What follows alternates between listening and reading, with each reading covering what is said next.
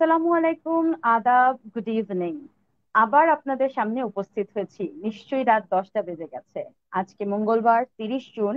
আপনাদের সাথে be fit be স্মার্টের অফিসিয়াল ফেসবুক পেজ থেকে লাইভে আছি আমি, মাহফুজা আক্তার সাথী, প্রধান পুষ্টিবিদ, ইম্পেরিয়াল হাসপাতাল লিমিটেড, চট্টগ্রাম। আর নিশ্চয়ই দর্শক আপনারা আমার অনুষ্ঠানের নামটি ভুলে যাননি। আমার অনুষ্ঠানের নাম হচ্ছে সাথীর পুষ্টি স্কুল। আজকে আমরা আমার পুষ্টি স্কুলের তৃতীয় পর্বে আছি। আজকে আমরা কথা বলতে চাই নিরাপদ ও পুষ্টিকর খাবার নিয়ে। এখন করোনা কালীন সময়, দ্যাট মিনস একটি মহামারী চলছে। এই মহামারীতে আমাদের যেমন স্বাদের কথা চিন্তা করতে হবে, তেমনি স্বাস্থ্যের কথাও চিন্তা করতে হবে। এখন এই স্বাদ এবং স্বাস্থ্যের কথা চিন্তা করতে গিয়ে আজকে আমরা আজকের অনুষ্ঠানে দুজন অতিথিকে আমন্ত্রণ জানিয়েছি। আমাদের সাথে আজকে উপস্থিত থাকবেন প্রথমত যাকে আমি আমন্ত্রণ জানাতে চাই, তিনি হচ্ছেন আফরোজা নাজনীন সুমি, বিশিষ্ট কালিনারি আর্টিস্ট অর্থাৎ রন্ধন শিল্পী, CEO and founder Sumi's kitchen. Naznin আপু, অনেক হ্যালো। অনেক স্বাগতম আপনাকে সাথীর পুষ্টি স্কুলে। অনেক ধন্যবাদ সাথী, আমাকে আমন্ত্রণ জানানোর জন্য। খুব ভালো লাগছে তোমার সাথে অবশেষে কোনো কিছু করা হচ্ছে একসাথে। সবার আগে জানতে চাই আপু, আপনি কেমন আছেন? এমনিতে খুব ভালো আছি। একটু মাথা ব্যথা আছে আজকে, এটা একটু সমস্যা, বাকি সবকিছু ভালো। আচ্ছা, তো জেনে আমার করোনা খুব খুশি মহামারীর মধ্যে হয়েছে। আমার কাছে মনে হয়, আমি তোমার কথা মতো একটু কথা বলছি। করোনা মহামারীর মধ্যে আসলে আমার কাছে মনে হয় যে মাথা ব্যথা আসলে তেমন কোনো কিছু না, কারণ একটা খুব খারাপ সময়ের মধ্যে আমরা পার করছি, এখন সবাই যাচ্ছি। সেটাই আপু, সত্যি বলেছেন, কারণ আমি তো সারাক্ষণ হাসপাতালে থাকি, সারাক্ষণ কোভিড রোগীদের জীবন মৃত্যুর লড়াইটা দেখি। তো সেই হিসেবে টুকটাক মাথা ব্যথা নিয়েও যে আপনি সুস্থ আছেন, বাসায় আছেন, এটা একটা সেটাই, ব্লেসিংস। এটা ব্লেসিংস। আপু, এটা আসলে অনেক বড় একটা ব্যাপার। হ্যাঁ, আমরা শুরু করার আগে দর্শকদেরকে একটা বিষয় একটু জানাতে চাই। আমরা যেহেতু করোনা মহামারী চলাকালীন অবস্থায় লাইভে এসেছি, কথা বলছি। আজকে 30শে জুন, আমাদের বাংলাদেশে করোনা শনাক্তের 114তম দিন। এবং আজকে 24 ঘন্টায় রেকর্ড সংখ্যক মৃত আমরা রেকর্ড করেছি আর কি। আমরা 64 জন স্ট্যাটিস্টিক্যালি পেয়েছি যারা 24 ঘন্টায় মারা গেছে। শনাক্ত হয়েছে 3600-এরও উপরে। তার মানে আমরা খুব ভয়ঙ্কর একটা সময় পার করছি। এখনো জানি না এর শেষ কোথায়। এই অবস্থায় আমরা পুষ্টিবিদরা বিভিন্ন ভাবে বিভিন্ন আহ, পরামর্শ দিয়েই চলেছি। কিন্তু একটা জিনিস তো ভুলে গেলে চলবে না, স্বাস্থ্যের পাশাপাশি আমরা স্বাদটাও চিন্তা করি। বাঙালিরা তো আরো বেশি রসনা মানে প্রেমী বা মানে ভোজন রসিক। সেই জায়গাটা থেকে আমার প্রথম প্রশ্নটা, আমরা যারা নিউট্রিশনিস্ট হিসেবে কাজ করছি, আমরা সব সময় বলি যে তেল মশলা কম দিয়ে খেলে স্বাস্থ্যকর হবে, কিন্তু সেটা করতে গেলে অনেক সময় খাবারের স্বাদ একটু কমে যায়। তো আপনি অ্যাজ এ এক্সপার্ট যদি বলেন যে আসলে কি পুষ্টিকর স্বাস্থ্যসম্মত খাবারগুলো মুখরোচক হতে পারে না? এটা আসলে একদম মানে ভুল কথা। তেল মশলা বেশি দিলে যে খাবারটা খুব সুস্বাদু হবে, খেতে ভালো হবে, এটা কিন্তু না। এটা আমি বিশ্বাস করি না। হ্যাঁ, আমি আমার বেসিক্যালি আমার সব রেসিপি গুলো যদি একটু খেয়াল করে দেখো সাথে, দেখবে আমি কিন্তু খুব অল্প তেলে রান্না করি এবং খুব অল্প মশলা ব্যবহার করি। আমাদের দেশীয় মশলাগুলো ব্যবহার করি। যেটা আসলে আমরা খেয়ে অভ্যস্ত, এই ধরনের মশলাগুলো খুব অল্প পরিমাণে দেই। এমন না যে মশলা তেল দিলেই খুব রান্নাটা ভালো হচ্ছে, খাবারটা খেতে ভালো হচ্ছে। রান্নার কিছু টেকনিক আছে, কুকিং কিছু মেথড আছে এবং কুকিং কিছু সিস্টেম আছে। এগুলো যদি আমরা ফলো করি এবং কিছু আসলে রান্না সম্পর্কে একটু, আমার কাছে মনে হয় একটু ভালোবাসা দিয়ে যদি আমরা রান্না করি, রান্না সম্পর্কে যদি আইডিয়া থাকে, খাবারটা অবশ্যই ভালো হবে এবং মুখরোচক হবে। এটা অল্প তেলেও হবে, অল্প মশলাতেও। খুবই সুন্দর করে বলেছেন আপু, কারণ আমাদের দর্শকরা তো এটা চিন্তা করেই, পাশাপাশি আসলে আমরা যারা নিউট্রিশনিস্ট, আমরা যারা প্রতিদিন রোগী দেখছি, তাদের ক্ষেত্রে কিন্তু এটা খুব কনসার্নিং। কারণ আমরা দেখি যে রোগীরা ভাবে বা সাধারণ মানুষ যারা সবাই ভাবে যে তেল মশলা দিলেই মনে হয় স্বাদ বেশি হলো। এই জন্য এই আপনার এই মানে গুরুত্বপূর্ণ পরামর্শটি আমার দর্শকরা নিশ্চয়ই উপভোগ করবে। এখন পুষ্টিকর খাবারও তারা টেস্টি ওয়েতে খেতে পারবে, আমি আশা রাখি।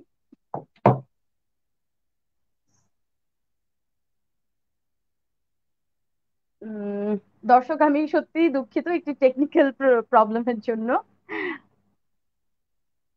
এটা হতেই পারে লাইভে, আসলে অনেক সময় অনেক কিছু হতেই পারে। যেহেতু আমরা আসলে কোনো স্টুডিওতে নেই, যার যার বাসায় বসে, আমি চিটাগাং থেকে, সুমি আপু ঢাকা থেকে, তো কিছু ঢাকা থেকে। টেকনিক্যাল প্রবলেম হতেই পারে। সুমি আপু, এরপরে আমি আপনার কাছে জানতে চাইবো, আমাদের যেটা সবচেয়ে অ্যালার্মিং আমরা দেখছি, আসলে আমাদের কাছে আসে বাড়ন্ত বয়সের বাচ্চারা, দ্যাট মিনস অ্যাডোলেসেন্ট পিরিয়ডে যারা আছে, এই বাচ্চাদের সবারই, আসলে শুধু বাচ্চা বলবো না আমি, আমাদের সবারই একটু চাঙ্কি ফুড বা ফাস্ট ফুড বা যে খাবারগুলো একটু ফ্রাইড, এই আইটেম গুলো আমাদের বেশি পছন্দ, যেহেতু একটু টেস্ট ভালো। তো আর একটা জিনিস যেটা আমরা খেয়াল করি, যে এই টাইপের খাবারগুলো অতিরিক্ত খাওয়ার কারণে বাচ্চাদের কিন্তু ওয়েট গেইন হচ্ছে প্রচুর, এবং আমরা অ্যাডোলেসেন্ট ওবেসিটি বা হচ্ছে চাইল্ড ওবেসিটি খুব বেশি পাচ্ছি এখন। আপনার কাছে আমি এটার সমাধান একটু জানতে চাই, যে বাড়ন্ত বয়সে বাচ্চারা কিভাবে মানে খাবারটা খেলে আমরা বলবো যে তারা খেতে পারে, মানে আপনার দিক থেকে কিভাবে সেটা হতে পারে? আমি তো বলবো যে ফাস্ট ফুড মানেই যে খারাপ সেটা কিন্তু না। আমরা যদি বাইরের দোকানে না করে খাবারটা যদি বাসায় তৈরি করি, স্বাস্থ্যসম্মত উপায়ে তৈরি করি, তাহলে কিন্তু খুব একটা ক্ষতিকারক মানে বাচ্চাদের জন্য খুব একটা ক্ষতির কারণ হবে না। কারণ দোকানে যেটা হয়, অনেক সময় ভাজা তেলটা ওরা বারবার ব্যবহার করছে, অথবা ঠিক মতো আমরা বাসায় যেভাবে যত্ন করে একটা জিনিস তৈরি করছি, একটা হয়তো বার্গারই করছি, বানটা বাসায় তৈরি যদি করি, আমরা চিকেনটাও যদি বাসায় তৈরি করি ভিতরে কাবাবটা, তাহলে কিন্তু এটা আমি বলবো না যে এটা স্বাস্থ্যকর হচ্ছে না। তারপরে একটু খেয়াল রাখতে হবে যে চিনি, যারা সুইট, যেটা যেটা মানে আমাদের বেশি না খায় বাচ্চারা, বাচ্চাদের খাবারের তালিকাটা যেন একটু সুষম হয়, এটা খেয়াল রাখতে হবে। ফাস্টফুড মানেই যে খারাপ, এটা আসলে আমি বিশ্বাস করি না। আমার দুটো বাচ্চাই হচ্ছে বাড়ন্ত বয়সী বাচ্চা, এবং এদেরকে আমি কিন্তু সব রকম খাবারই দিচ্ছি। এটা একটু মেনুটা যদি আমরা সেট করে নেই, কবে কোনটা দিব কিভাবে দিব, তাহলে খুব একটা সমস্যা হবে না।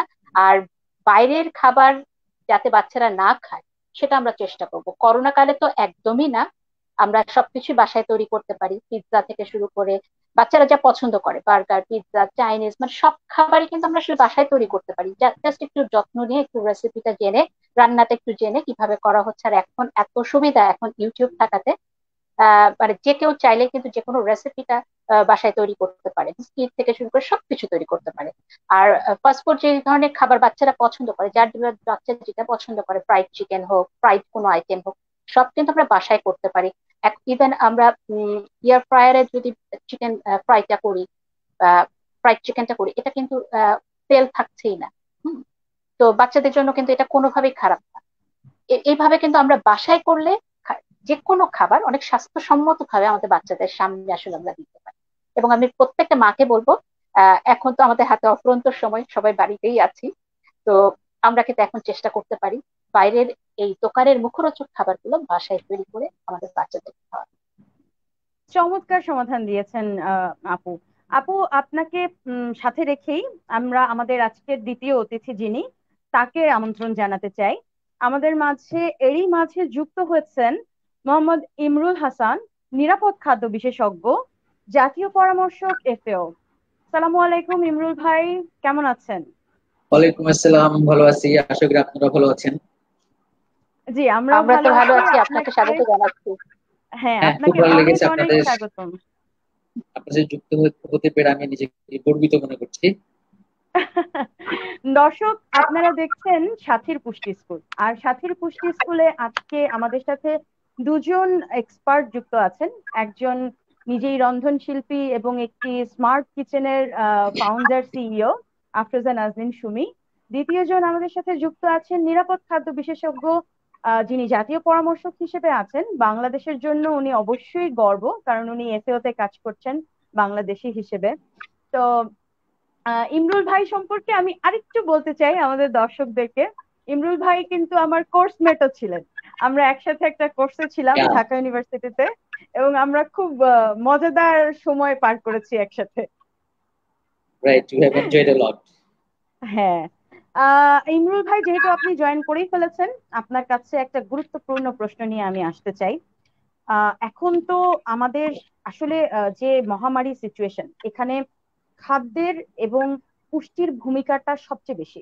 তো আমাদের কাছে কোনো ভ্যাকসিন নেই, কোনো ট্রিটমেন্ট নেই।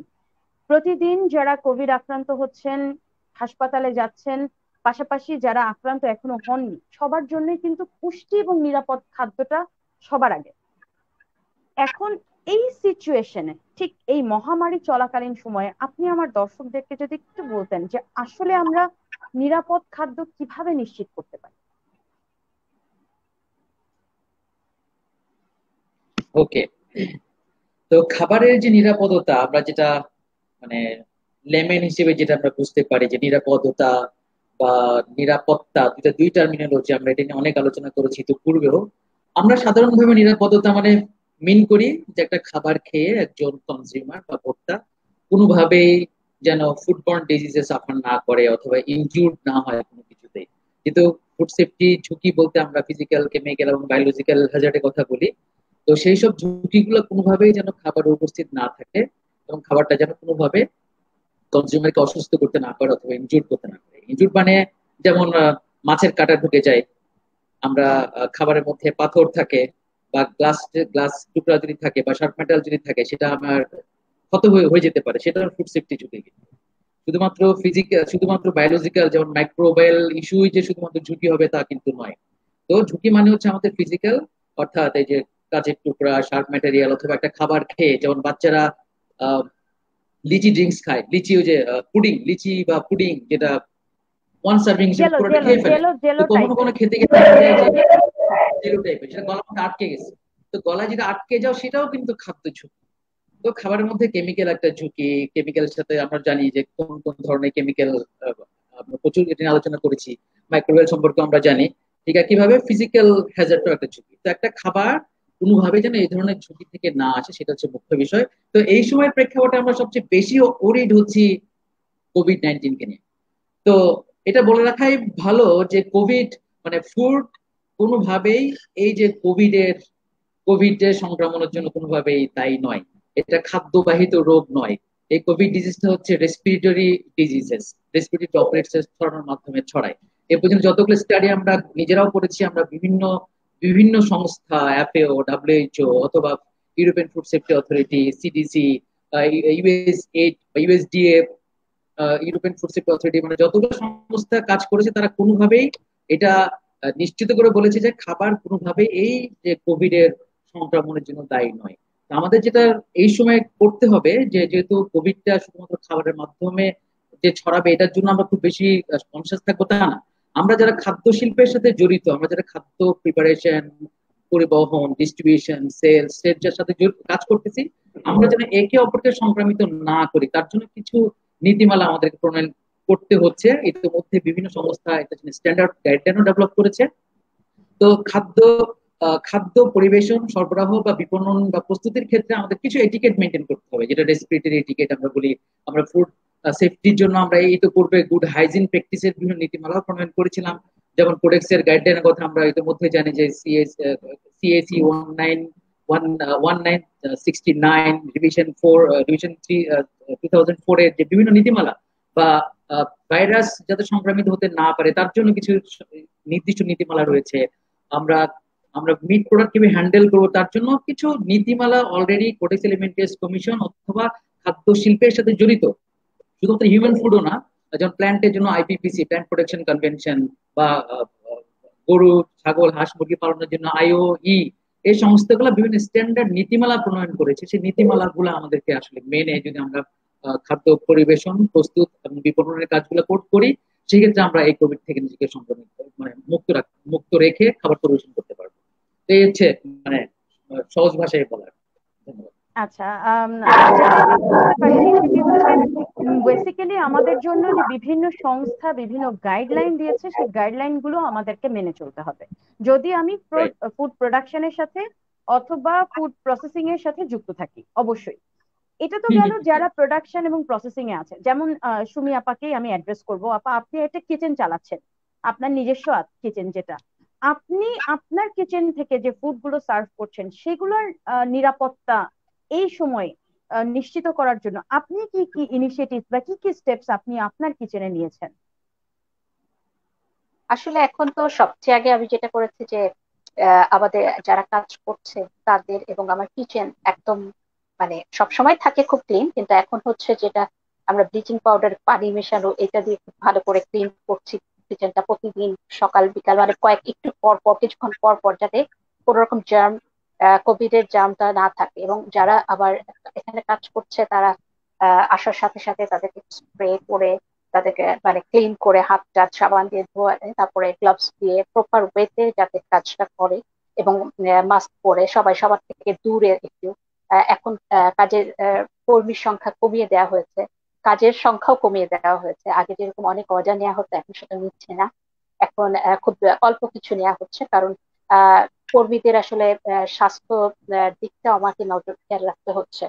তো যার কারণে কিচেনে যাতে খুব কাছাকাছি মানে না হয়ে যায়, এজন্য 2 শিফটে আমি কাজ করাচ্ছি। সকাল শিফটে কিছু ভাগ করে দিয়েছি, বিকেলে shift কিছু ভাগ করে দিয়েছি, এভাবে করাচ্ছি, এই জন্য অর্ডারটাও কম দিয়েছি। আর যে কোনো সবজি বা ফলমূল আমরা কিনে আনার সাথে সাথে খাবার সোডা মিশ্রানো পানিতে ভিজিয়ে রাখছি একটু, তারপরে আমি এটা ব্যবহার করছি, এবং চেষ্টা করছি সবকিছু খোসাটা ফেলে দিয়ে ব্যবহার করতে। হ্যাঁ, এই খাবার মানে সবজিটা বা ফলটা আসলে খোসা ফেলে দেওয়া, যে আমি ব্যবহার করার চেষ্টা করছি সেটা। আর সব খাবারে আমি এখন যারা আমার কাছে ফুড নেন তাদেরকে আমি বলে দিই যে এখন একটু আহ লেবু মেশানো যে কোনো কিছু আপনারা যদি নেন ভিটামিন সি সমৃদ্ধ খাবার তাহলে ভালো হয়। তো সেদিকটাও খেয়াল রাখছি, মেনুটা আমি সেভাবে সেট করেছি। এরকম করে কিছু আসলে করতে হয়েছে, যেটা হয়তো আগে এতটা চিন্তা করিনি, এখন করছি। সালাদ আইটেমটা কম দিচ্ছি, হ্যাঁ, মানে ওয়েল কুকড যে ফুড গুলা সেভাবে আসলে চিকেন সবকিছু আমি রান্না করছি, যাতে কোনোভাবেই খাবার থেকে সংক্রমণটা না হয়, এবং আমার হুম। কর্মীদের মাঝ থেকেও যাতে কোনোভাবে না যায়। এবং যারা ফুড ডেলিভারি দিচ্ছে তাদেরকেও সেভাবে আসলে কারণ আমরা ফুড ডেলিভারি দিয়ে একটা আলাদা সংস্থার মাধ্যমে, আমরা নিজেরা কিন্তু দিচ্ছি না, তো তাদেরকেও আমি বলি যে এটা যেন প্রপার ওয়েতে ঠিকঠাক মতো পৌঁছানো হয়, কারণ কোনোভাবে যেন আসলে কোভিড সংক্রমণটা না হয়। আমাদের সবাইকে আসলে এটার জন্য সচেতন থাকতে হবে, প্রত্যেকটা মানে পর্যায়ের কর্মীদেরকে আসলে সচেতন থাকতে হবে, তাছাড়া আসলে উপায় নেই। এরই মাঝে আসলে আমাদের সাথে অনেক দর্শক যুক্ত হয়ে গেছেন, যারা আমাদেরকে দেখছেন তাদেরকে অনেক ধন্যবাদ। সাথীর পুষ্টি স্কুলে আপনাদের আবারও আমন্ত্রণ জানাচ্ছি। পাশাপাশি আমরা কিছু দর্শক আছেন যারা আমাদেরকে কিছু কমেন্টস করেছেন, কিছু কোয়েশ্চেন করেছেন। আমরা একটু প্রশ্নগুলো যদি টাচ করে আসি তাহলে দর্শকরাও খুশি হবেন আশা করছি। একজন দর্শক প্রশ্ন করেছেন, আব্দুল্লাহ নিমু, উনি জানতে চাচ্ছেন গরুর দুধ হরলিক্স দিয়ে খেলে কোনো সমস্যা হবে কিনা, দুধের গুঁড়া দিয়ে হরলিক্স খাওয়া যাবে কিনা। আসলে এই প্রশ্নের উত্তরটা আমি একটু দিতে চাই, কারণ একজন প্র্যাকটিসিং ডায়েটিশিয়ান হিসেবে এই কথাটা বলা খুব গুরুত্বপূর্ণ। কেন যেন আমাদের মাথায় একটা কনসেপ্ট আছে হেলথ ড্রিঙ্ক মানেই হচ্ছে স্বাস্থ্যসম্মত খাবার এবং খুব উপাদেয় পুষ্টিকর একটা বিষয়। দর্শক, করোনা সংক্রান্ত সময় ছাড়াও যে কোনো সময় আপনার ফ্লুইড মানে শরীরের যে ফ্লুইডের চাহিদা সেটা পূরণ করার জন্য বেস্ট হচ্ছে ন্যাচারাল যে ড্রিঙ্ক। সেটা ন্যাচারাল ড্রিঙ্ক মানে হচ্ছে সেটা দুধ প্লেন হোক, সেটা পানি প্লেন হোক, ডাবের পানি প্লেন হোক, নো মিক্সচার, মানে এখানে অন্য কোনো কিছু মিক্সচার করার কোনো প্রয়োজন নেই। আপনি যেটি খাবেন ন্যাচারাল ড্রিঙ্ক খাবেন, তাহলেই কিন্তু আপনি আপনার পুষ্টি এবং স্বাস্থ্য নিশ্চিত করতে পারবেন। এবং এই ন্যাচারাল ড্রিঙ্ক গুলার নিরাপত্তাটাও আপনাকেই এনশিওর করতে হবে যে আপনি মিল্ক প্রপারলি বয়েল করবেন, আপনি আধা কাঁচা দুধ খাবেন না, আপনি লেবুর শরবত যখন বানাবেন তখন ডেফিনেটলি লেবু ভালোভাবে ধুয়ে, আপনি যে চপিং বোর্ড ইউজ করছেন, যে কাটিং ইউটেন্সিলস ইউজ করছেন, সেটা ভালোভাবে প্রপার ওয়েতে ধুয়ে সুন্দর করে ব্যবহার করবেন। এবং আশা করছি আপনি আপনার প্রশ্নের উত্তর পেয়েছেন। আমাদের সাথে এরই এখানে সাথে মাঝে আমি একটু যুক্ত। অ্যাড করে হ্যাঁ হ্যাঁ, দেই। অবশ্যই। জি। আমি একটু অ্যাড করে দেই, এই যে কাটিং বোর্ডের কথা যখন বললাম, অনেক সময় আমাদের হয় কি, আমরা যখন হয়তো কিচেনে অনেক সময় কাজ করছি, র ফুড আর এই ধরনের ফুড কিন্তু অনেক সময় আমরা খেয়াল করি না, হয়তো চিকেন কেটে ফেলেছি, আমাদের চাকুটা বা বোর্ডটা না ধুয়ে আবার পট করে একটু লেবু কেটে ফেললাম, এক টুকরা লেবু কেটে ফেললাম। তো এই জিনিসগুলো আসলে খেয়াল রাখতে হবে, এভাবে কিন্তু কখনোই করা যাবে না, এটা তো ফুড কন্টামিনেশন হয়। এই ছোট ছোট জিনিসগুলো কিন্তু আসলে সবারই একটু খেয়াল রাখতে হবে।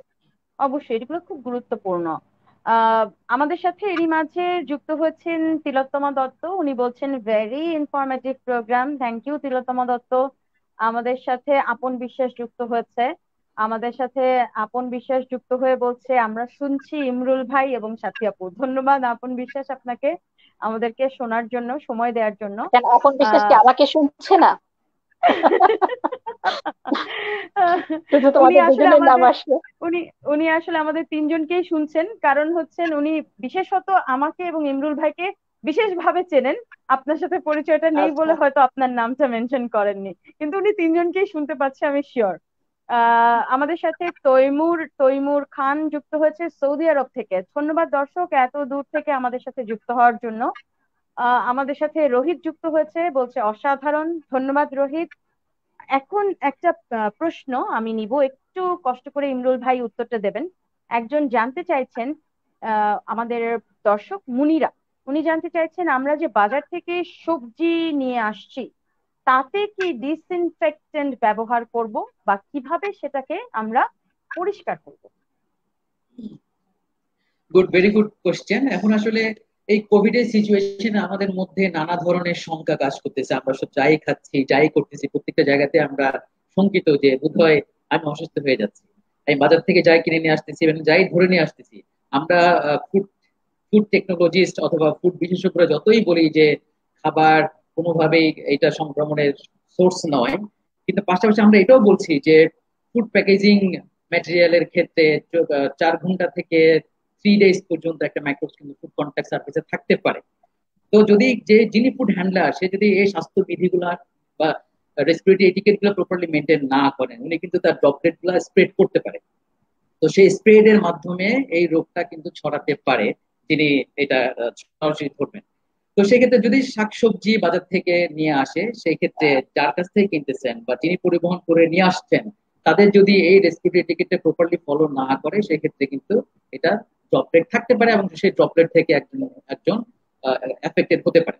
তো এখন আহ, আমরা যেটা রিকমেন্ডেশন দিয়েছি, আমরা সিডিসি বা ডাব্লিউএইচও এফএও যে ধরনের গাইডলাইনটা রিকমেন্ড করেছে, তারা কিন্তু কখনো বলে নাই যে এটাকে ডিসইনফেক্টেন্ট দিয়ে ওয়াশ করতে হবে। তারা শুধু বলেছে রানিং ওয়াটার দিয়ে ক্লিন করলেই হবে।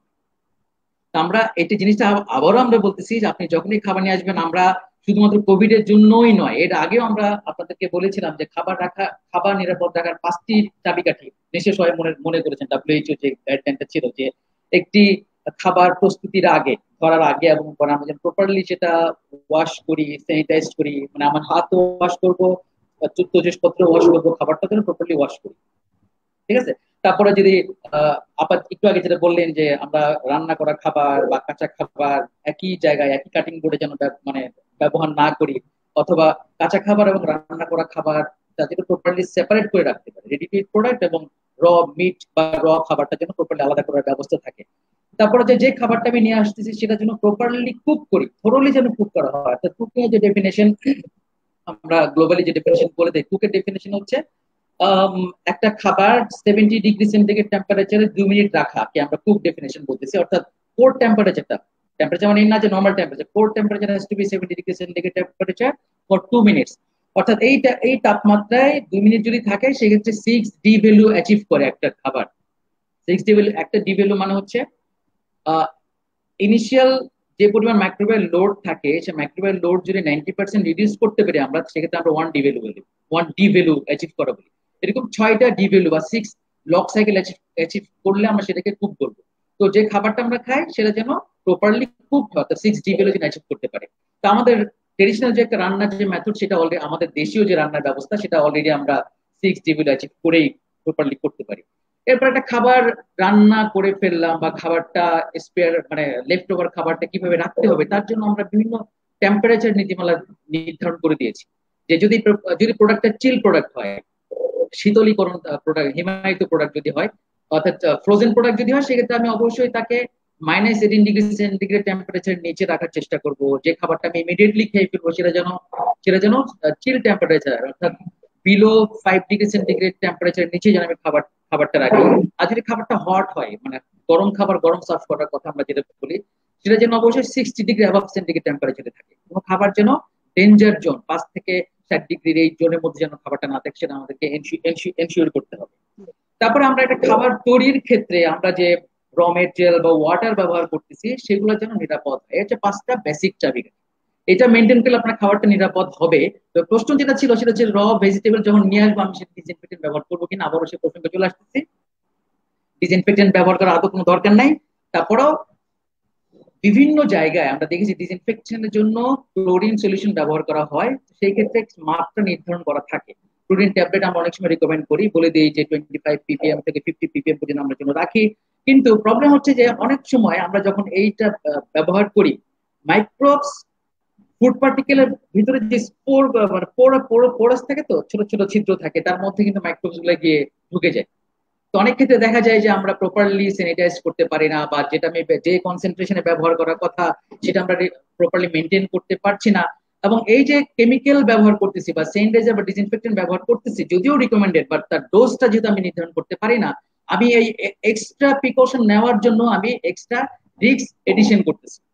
তো আমার রিকোয়েস্ট থাকবে যে এই অতিরিক্ত নিরাপত্তার ব্যাপারটা মানে কনসিডার করতে গিয়ে আমি যেন অতিরিক্ত ভাবে কেমিক্যাল ঝুঁকির সম্মুখীন না হই, না। অথবা যদি করতেই হয় সেক্ষেত্রে কোনো একটা এক্সপার্টের সান্নিধ্যে এসে আমি তার তার রিকমেন্ডেশন নিয়ে যেন আমি এই স্যানিটাইজার সলিউশনটা তৈরি করতে পারি। ধন্যবাদ।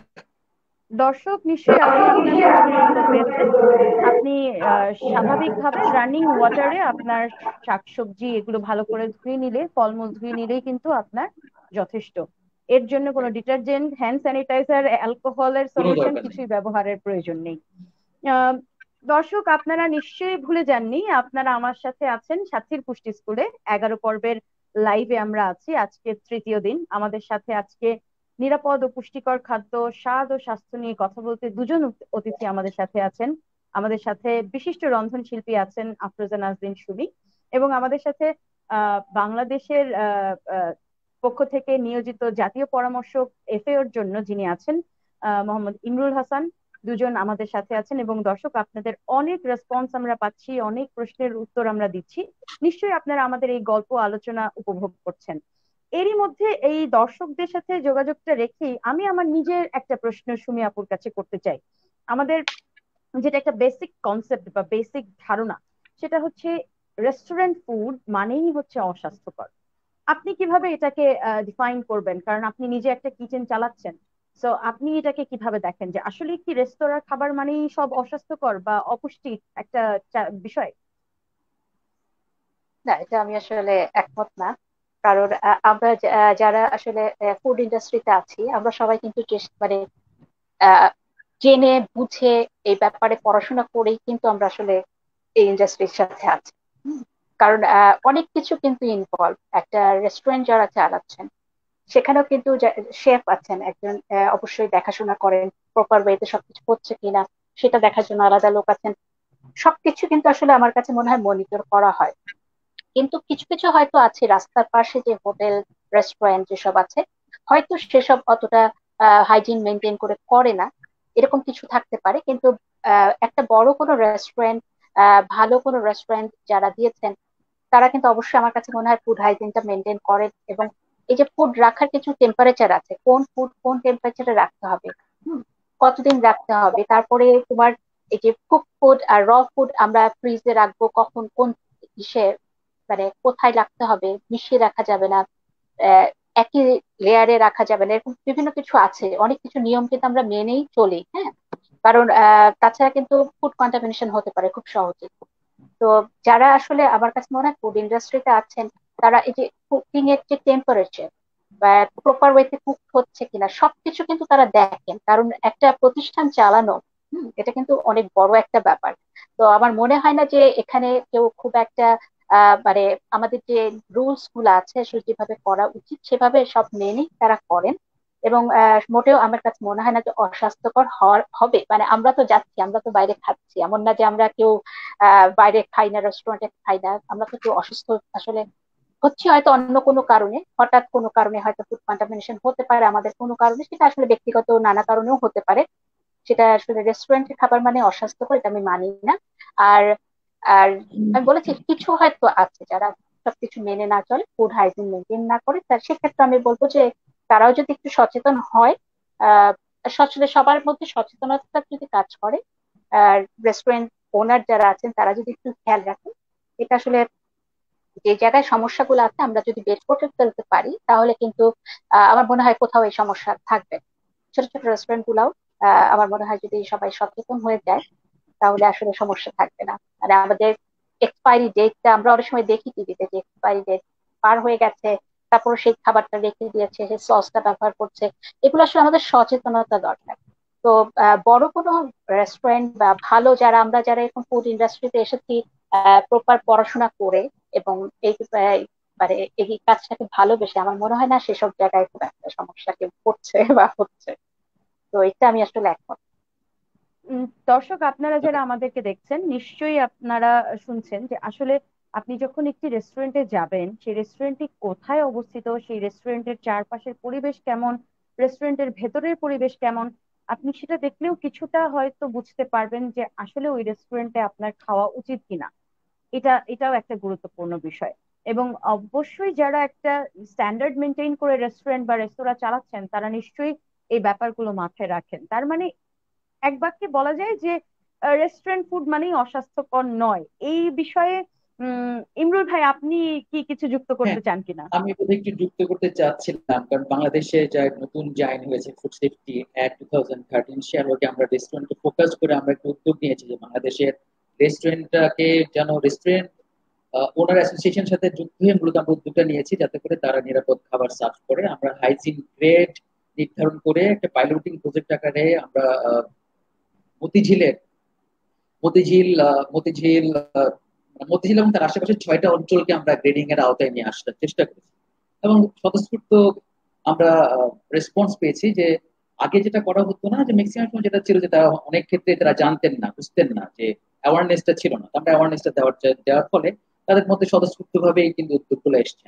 তো যেটা আমাদেরকে মাথায় রাখতে হবে, আমরা যেটা আপা বললেন কারেক্টলি বলেছেন, যে আমরা আসলে রেস্টুরেন্ট মানেই যে নেগেটিভলি অ্যাপ্রোচ করা সেটা নয়, যে প্রত্যেকেই চেষ্টা করেন আসলে সুস্থ মানে সেই নিরাপদ খাবার দেওয়ার জন্য, কিন্তু কখনো কখনো অজ্ঞতা বশবর্তী হয়ে মানুষ ভুলগুলো করে ফেলে। তো এটা শুধুমাত্র এককভাবে শুধু রেস্টুরেন্ট ব্যবসার সাথে যারা জড়িত তাদের দায়িত্ব তা কিন্তু নয়, এটা গোটা সাপ্লাই চেনে প্রত্যেকের দায়িত্ব পালন করতে হবে। অ্যাজ এ কনজিউমার আমি যখন খেতে যাবো আমাকেও জানতে হবে যে নিরাপত্তার মানেটা কি। আমি যদি রোডে হ্যান্ড ওয়াশ না করি, আমি যদি হাত ধোয়া সিস্টেমটা না জানি, সেক্ষেত্রে আমি অসুস্থ হইতেই পারি। আমি যদি মনে করি যে মাস্টার্ড অয়েল অথবা মিল্ক প্রোডাক্ট খেলে আমার মিল্ক ইনটলারেন্স আছে, অথবা আমার মিল্কে আমার অ্যালার্জি আছে, তো এই জিনিসগুলো আমি ব্যক্তিগতভাবে অ্যাজ এ কনজিউমার আমাকে বুঝতে হবে যে আমি কোন কোন প্রোডাক্টে আমার ইনটলারেন্স, কোন প্রোডাক্টে আমার অ্যালার্জি আছে, সেই সমস্যা জিনিসগুলো হয়। সম্পর্কে আমার জানা উচিত। ঠিক একইভাবে ফুড বিজনেস অপারেটরও জানানো ওটা দায়িত্ব, যে তার প্রোডাক্টের মধ্যে আমি যেটা প্রথমে বলেছিলাম যে ঝুঁকির কথা বলেছিলাম, আমি অ্যালার্জেন এবং ইনটলারেন্সের কথাটা বলতে ভুলে গেছি। তো কোভিড এর এই সিচুয়েশনে ইনফোসান হচ্ছে গোটা ওয়ার্ল্ডে নিরাপদ খাদ্য কর্তৃপক্ষ গুলাকে নিয়ন্ত্রণ করে, তাদের 10টা নির্দেশনা দেওয়া হয়েছে। তার মধ্যে এটা একটা ইনফরমেশন, যে ইনফরমেশন শেয়ার করা কনজিউমারের সাথে, প্রোডাক্টের লেভেলে ইন্ডিকেট করা যে কোন কোন প্রোডাক্ট অ্যালার্জেন হিসেবে ডিক্লারেশন করা গ্লোবালি বা বাংলাদেশের আইন অনুসারে, সেগুলো যেন লেভেলে উল্লেখ করা থাকে। অ্যাজ এ কনজিউমার হিসেবে আমারও দায়িত্ব থাকবে, আমি যদি কোনো খাবারে ইনটলারেন্স হই অথবা অ্যালার্জি থাকে, আমি যেন সেই খাবারটা অ্যাভয়েড করি। ধন্যবাদ। খুব সুন্দর করে বলেছেন। আসলে রেস্টুরেন্ট ওনার বা রেস্টুরেন্টের দায়িত্বই একমাত্র দায়িত্ব নয়, আমাদেরও দায়িত্ব, কারণ আমরা অ্যাজ এ কনজিউমার নিজেরা নিয়ে কতটুকু প্র্যাকটিস করছি। যেটা অলরেডি ইমরুল ভাই বললেন যে হ্যান্ড ওয়াশিং, এই ব্যাপারটাতে আমরা এখনো পুরোপুরি যে আমাদের স্টেপ গুলো সেই স্টেপ গুলো আয়ত্তে আনতে পারিনি। এই যে এত ভয়ঙ্কর সংক্রমণ চলছে, বারে বারে বলছি হাত ধোয়ার কথা, হ্যান্ড স্যানিটাইজ করার কথা, স্টিল আমি এখনো দেখি আমরা সবাই প্রপারলি হ্যান্ড ওয়াশিং যে স্টেপস গুলো সেগুলো এখনো জানি না। এটা খুবই দুঃখজনক। দর্শক আমাদের সাথে অনেকেই যুক্ত হয়ে গেছেন এখন। রাত যদিও বাড়ছে কিন্তু আমার মনে হয় যে আজকের আলোচনার বিষয়টা এতই গুরুত্বপূর্ণ যে সবাই এটা খুব গুরুত্ব নিয়ে শুনছে। আমাদের সাথে আপন বিশ্বাস তো আগে থেকেই যুক্ত ছিলেন, উনি একটি গুরুত্বপূর্ণ প্রশ্ন করেছেন। প্রশ্নটি হচ্ছে, কোনো ব্যক্তি যিনি অলরেডি সংক্রামিত, ইনফেক্টেড, সে যদি কোনো খাবার স্পর্শ করে তাহলে কি সেই ব্যক্তির দ্বারা এই সংক্রমণ ছড়ানোর ঝুঁকি বাড়ে কিনা? ধরুন সে অ্যাসিম্পটোমেটিক, আমরা জানি না যে সে অলরেডি পজিটিভ। এই ব্যাপারে ইমরুল ভাই আপনার মতামত কি? প্রথমত, যদি কোনো খাদ্যকর্মীর কোভিড এ সংক্রমিত হয়, তাকে কোনো অবস্থাতে আমরা কাজ করতে দিব না, আমরা তাকে সাথে সাথে আইসোলেশনে বা কোয়ারেন্টাইনে পাঠানোর ব্যবস্থা করবো। তাকে কোনোভাবে যখনই এখন যে নতুন নির্দেশনা আসছে, আমরা তো প্রথমে নিয়ম অনুযায়ী কোনো অসুস্থ রোগীকে আমরা অ্যালাউ করি না খাদ্য হ্যান্ডলিং এর জন্য। কোভিড পরিস্থিতিতে এটা এডিশনাল রিকোয়ারমেন্ট যে তার কোভিডের সাইন সিমটমস গুলো কেমন সে যেন জানে, এটা প্রত্যেকটা ওয়ার্কারকে অবশ্যই কমিউনিকেট করতে হবে এবং তার রিপোর্টিং চ্যানেলটাকে অবশ্যই নির্ধারণ করতে হবে। এবং যদি কেউ আইডেন্টিফাই হয় যে সে কোভিড সংক্রামিত, তাহলে তাকে তো আমরা কাজ করতে দিবই না প্রথমত, এবং তাকে আইসোলেশনে অথবা কোয়ারেন্টাইনে পাঠাতে ব্যবস্থা করতে হবে ট্রিটমেন্টের জন্য। এবং যদি সংক্রামিত রোগটা কোনো কিছু ধরা মানে এই না যে সে মাইক্রোবস কন্টামিনেট করছে, তবে গুড প্র্যাকটিস হচ্ছে তাকে আমরা কোনোভাবে অ্যালাউ করবো না সেখানে। কারণ যেহেতু বলেছি এটা রেসপিরেটরি ডিজিজেস, এটা হচ্ছে আহ, যদি সে রেসপিরেটরি এটিকেট গুলো মেনটেন না করে সেই ক্ষেত্রে সে মাইক্রোবস সংক্রামিত করবে, এটাই হচ্ছে স্বাভাবিক। গুড প্র্যাকটিস হচ্ছে যে আমরা কোনোভাবে কোনো সংক্রামিত ব্যক্তিকে খাদ্য স্থাপনায় হোক বা ফুড হ্যান্ডলিং এ বাসা বাড়িতে কোনো সময় আমরা তাকে এই ফুড প্রিপারেশনে, পরিবহনে অথবা ডিস্ট্রিবিউশনের কোনো কাজে তাকে আমরা রাখবো না, ইনভলভ করবো। রাখবো না। আহ, দর্শক নিশ্চয়ই আপনি আপনার প্রশ্নের উত্তরটি পেয়েছেন। আর আরেকজন দর্শকের প্রশ্ন, এটিও বেশ গুরুত্বপূর্ণ। এই প্রশ্নটি আমিও বিভিন্ন জায়গা থেকে পেশেন্টদের কাছ থেকে পাচ্ছি, যেহেতু আমাদের সাথে বিশেষজ্ঞ দুজন আছেন, দুজনের কাছ থেকেই আমরা শুনবো। তবে এই প্রশ্নটি ইমরুল ভাইয়ের উদ্দেশ্যে, রেফ্রিজারেটর থেকে কি ভাইরাস সংক্রমণ হতে পারে কিনা? আমরা ঘরে যে অবশ্যই হতে পারে। রেফ্রিজারেটর ইউজ করছি। হ্যাঁ, হ্যাঁ, রেফ্রিজারেটর থেকে না, যদি যদি খাবারের মধ্যে রেসপিরেটরি ড্রপলেট পড়ে থাকে, অথবা আমি যদি কোনো করোনা সংক্রামিত পেশেন্ট যদি ওই খাবারটা ধরে থাকে, সেই ক্ষেত্রে রেসপিরেটরি খাবারের মধ্যে মাইক্রোবস যেতে পারে। তো সেই মাইক্রোবস যদি ওই খাবারের মধ্যে থাকে, যেহেতু চিল টেম্পারেচার থাকে, দুইটা চেম্বার থাকে, একটা হচ্ছে ফ্রোজেন জোন আর একটা হচ্ছে চিল জোন। তো ফ্রোজেন এবং চিল দুইটা জোনে কোনো জোনে কিন্তু মাইক্রোবস মারা যায় না, নর্মালি মারা যায় না, সেটা আমরা ইতিমধ্যেই আগে থেকেই জানতাম, এখন এমন না। তো কোভিডও মারা যাবে না। ইভেন ফ্রোজেন টেম্পারেচার যদি রাখা হয়, সেটা 2 বছরের বেশি সময় কিন্তু মাইক্রোবস বেঁচে থাকে। আর চিল টেম্পারেচার, সেখানে আমাদের রিসেন্ট স্টাডি করেছি, সেখানে আমরা দেখেছি যে 3 থেকে 4 দিন পর্যন্ত মাইক্রোবসটা বেঁচে থাকতে পারে। তো ওই সময় যদি কেউ খাবারটা ধরে, যদি কেউ খাবারটা হ্যান্ডলিং করে, যারা যারা হ্যান্ডলিং করবে তাদের প্রত্যেকেরই এটা সংক্রামিত হওয়ার সম্ভাবনা থাকে। কিন্তু সে যদি প্রপার ওয়েতে, মানে স্বাস্থ্যবিধির যে এটিকেট গুলা আমরা এর মধ্যে বলেছি, বিভিন্ন রিকমেন্ডেশন সহ বলেছি যে ভাইরাস ভাইরাসকে হ্যান্ডেল করার জন্য কোন স্বাস্থ্যবিধিটা দরকার, মিট হ্যান্ডলিং এর জন্য কি ধরনের দরকার, বা বেসিক হাইজিন স্ট্যান্ডার্ডের জন্য করেছে যে কোন স্ট্যান্ডার্ড দরকার, সেই নীতিগুলা হয়তো বা খুব ইলোবরেটলি বললে ভালো হতো, কিন্তু বেসিক জিনিসগুলো যদি আমরা মেনটেন করতে পারি সেক্ষেত্রে আমরা হয়তো এটা দর্শক নিশ্চয়ই আপনি বুঝতে পেরেছেন যে আসলে রেফ্রিজারেটরে যে ভাইরাসের কথা আমরা এখন বেশি বলছি, দ্যাট মিনস করোনা ভাইরাস, সেটি আসলে মারা যায় না। সো আপনাকে অবশ্যই এটি খুব ভালোভাবে মাথায় রাখতে হবে যে ফুড হ্যান্ডলিংটা যাতে সেফ হয়, এবং আপনি যখন রেফ্রিজারেটরে ফুডটা তুলবেন সেটি আগে থেকেই যদি আপনি পরিষ্কার পরিচ্ছন্ন করে আপনার রেফ্রিজারেটরে রাখেন, তাহলে অনেকটাই আপনি নিরাপদ থাকতে পারবেন।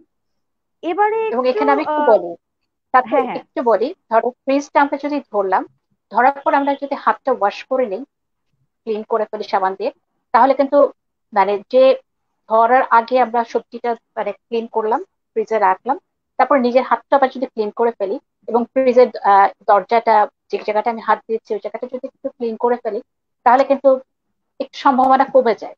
মানে এটা আমি করি আমার কিচেনে, এই জন্য একটু বলে দিলাম। খুবই মানে একেবারে ভালো পরামর্শ, যেটি উনি প্র্যাকটিক্যাল পরামর্শ দিয়েছেন। ধন্যবাদ সুমি ঠিক। আপা, তো আপনার আমার কাছেই আসবো। হ্যাঁ, হ্যাঁ, আমার হ্যাঁ, যেটা জি মনে হয় যে ইমরুল ভাই। যারা যারা শুনতেছেন তাদেরকে আসলে এইসব ব্যাপারে খুব বেশি ওরিড হওয়ার কোনো কারণ নাই। আমরা আসলে খুব বেশি ওরিড হয়ে কিন্তু মেন্টালি সিক হয়ে যাচ্ছে। তো মনে রাখতে হবে যে খাদ্য এবং খাদ্য প্যাকেজিং ম্যাটেরিয়াল কোনোভাবেই এই কোভিড এর সোর্স না, এটা মাথায় রাখতে হবে। আর যদি খুব বেশি কনসার্ন হয়, যেটা বললাম যে একটা ফুড কন্ট্যাক্ট সারফেস গুলা ম্যাক্সিমাম 3 দিন পর্যন্ত এই মাইক্রোবস বেঁচে থাকতে পারে। তো সেক্ষেত্রে একটা যদি প্রভিশন করানো হয়, সেটা ইন্ডাস্ট্রির ক্ষেত্রেও সম্ভব, আমাদের বাসা বাড়ির ক্ষেত্রেও সম্ভব। যেটা আমরাও করে থাকি, যে বাইরে থেকে খাবার নিয়ে এসে যেটা এক্সটার্নাল প্যাকেজিং থাকে সেটাকে আমরা ডিসপোজ করে দিই প্রপার ওয়েতে। তারপরে খাবারটাকে একটা জায়গায় যদি আমরা রেখে দিই, যে ঠিক আছে আমি খুব বেশি কনসার্ন, আমি যদি ফুড কন্ট্যাক্ট সারফেসে কোন মানে কতক্ষণ পর্যন্ত থাকে কন্ট্যাক্ট সারফেসের ধরন বেঁধে ফেলতে, তো সেটা মেনে যদি আমি সেই খাবারটা ওখানে রেখে দিই, তাহলে উনি যে যারা খুব বেশি কনসার্ন আর কি, তারা হয়তো বা এদিকে আমাদের মুক্ত হবে যে এটা 3 দিন বেঁচে থাকে, তাহলে 3 দিন পর এটা থাকবে না, বা এটা 6 ঘন্টা পর্যন্ত বেঁচে থাকে, 6 ঘন্টা পরে এটা এরপরে আর থাকবে না, থাকবে অন্তত না। সে মেন্টালি সে সাউন্ড থাকে। এটা মেনে হ্যাঁ, দর্শক আপনাদের উদ্দেশ্যে আমি বলবো যে এটা আমার নিজেরও অবজারভেশন। আমরা আপডেটেড হব, অবশ্যই আমরা জানবো করোনা সম্পর্কে, চিন্তা করব, ভয়ও পাবো প্রয়োজন মতো।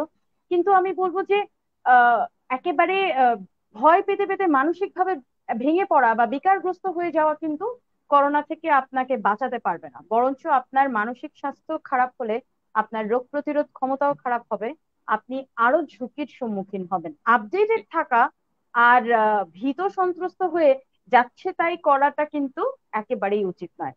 এই মুহূর্তে আমি একটু সুমি আপুর কাছে আসতে চাই।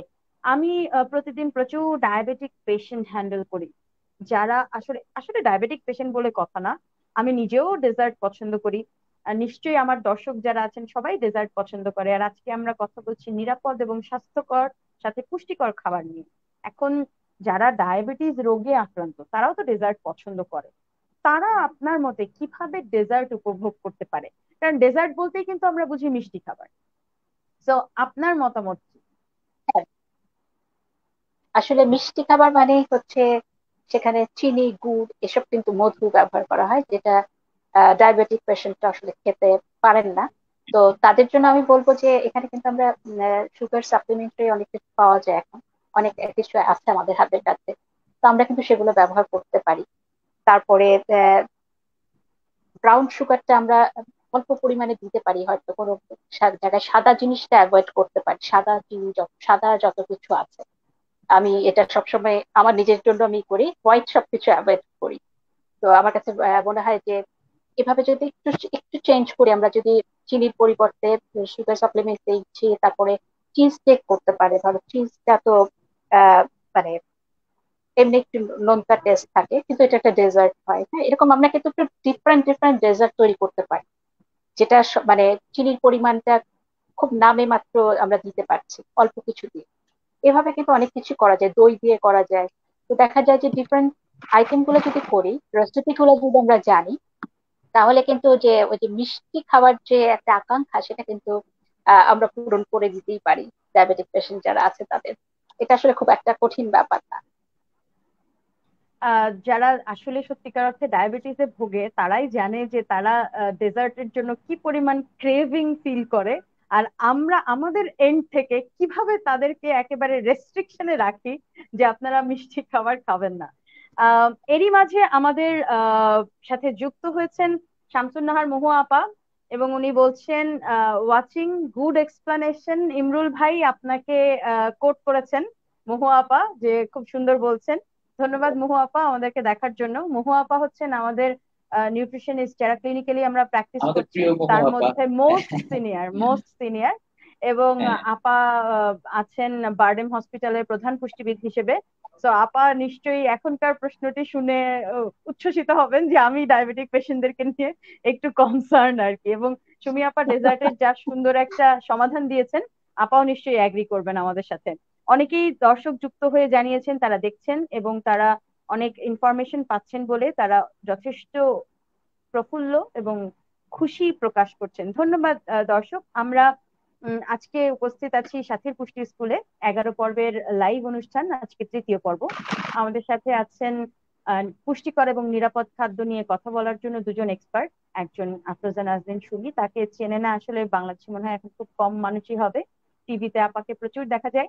এবং আরেকজন মানুষ যিনি আসলে এতদিন পর্যন্ত ব্যাক স্টেজে থেকেই কাজ করে গেছেন, ইমরুল ভাই, উনি আমাদের সাথে আছেন।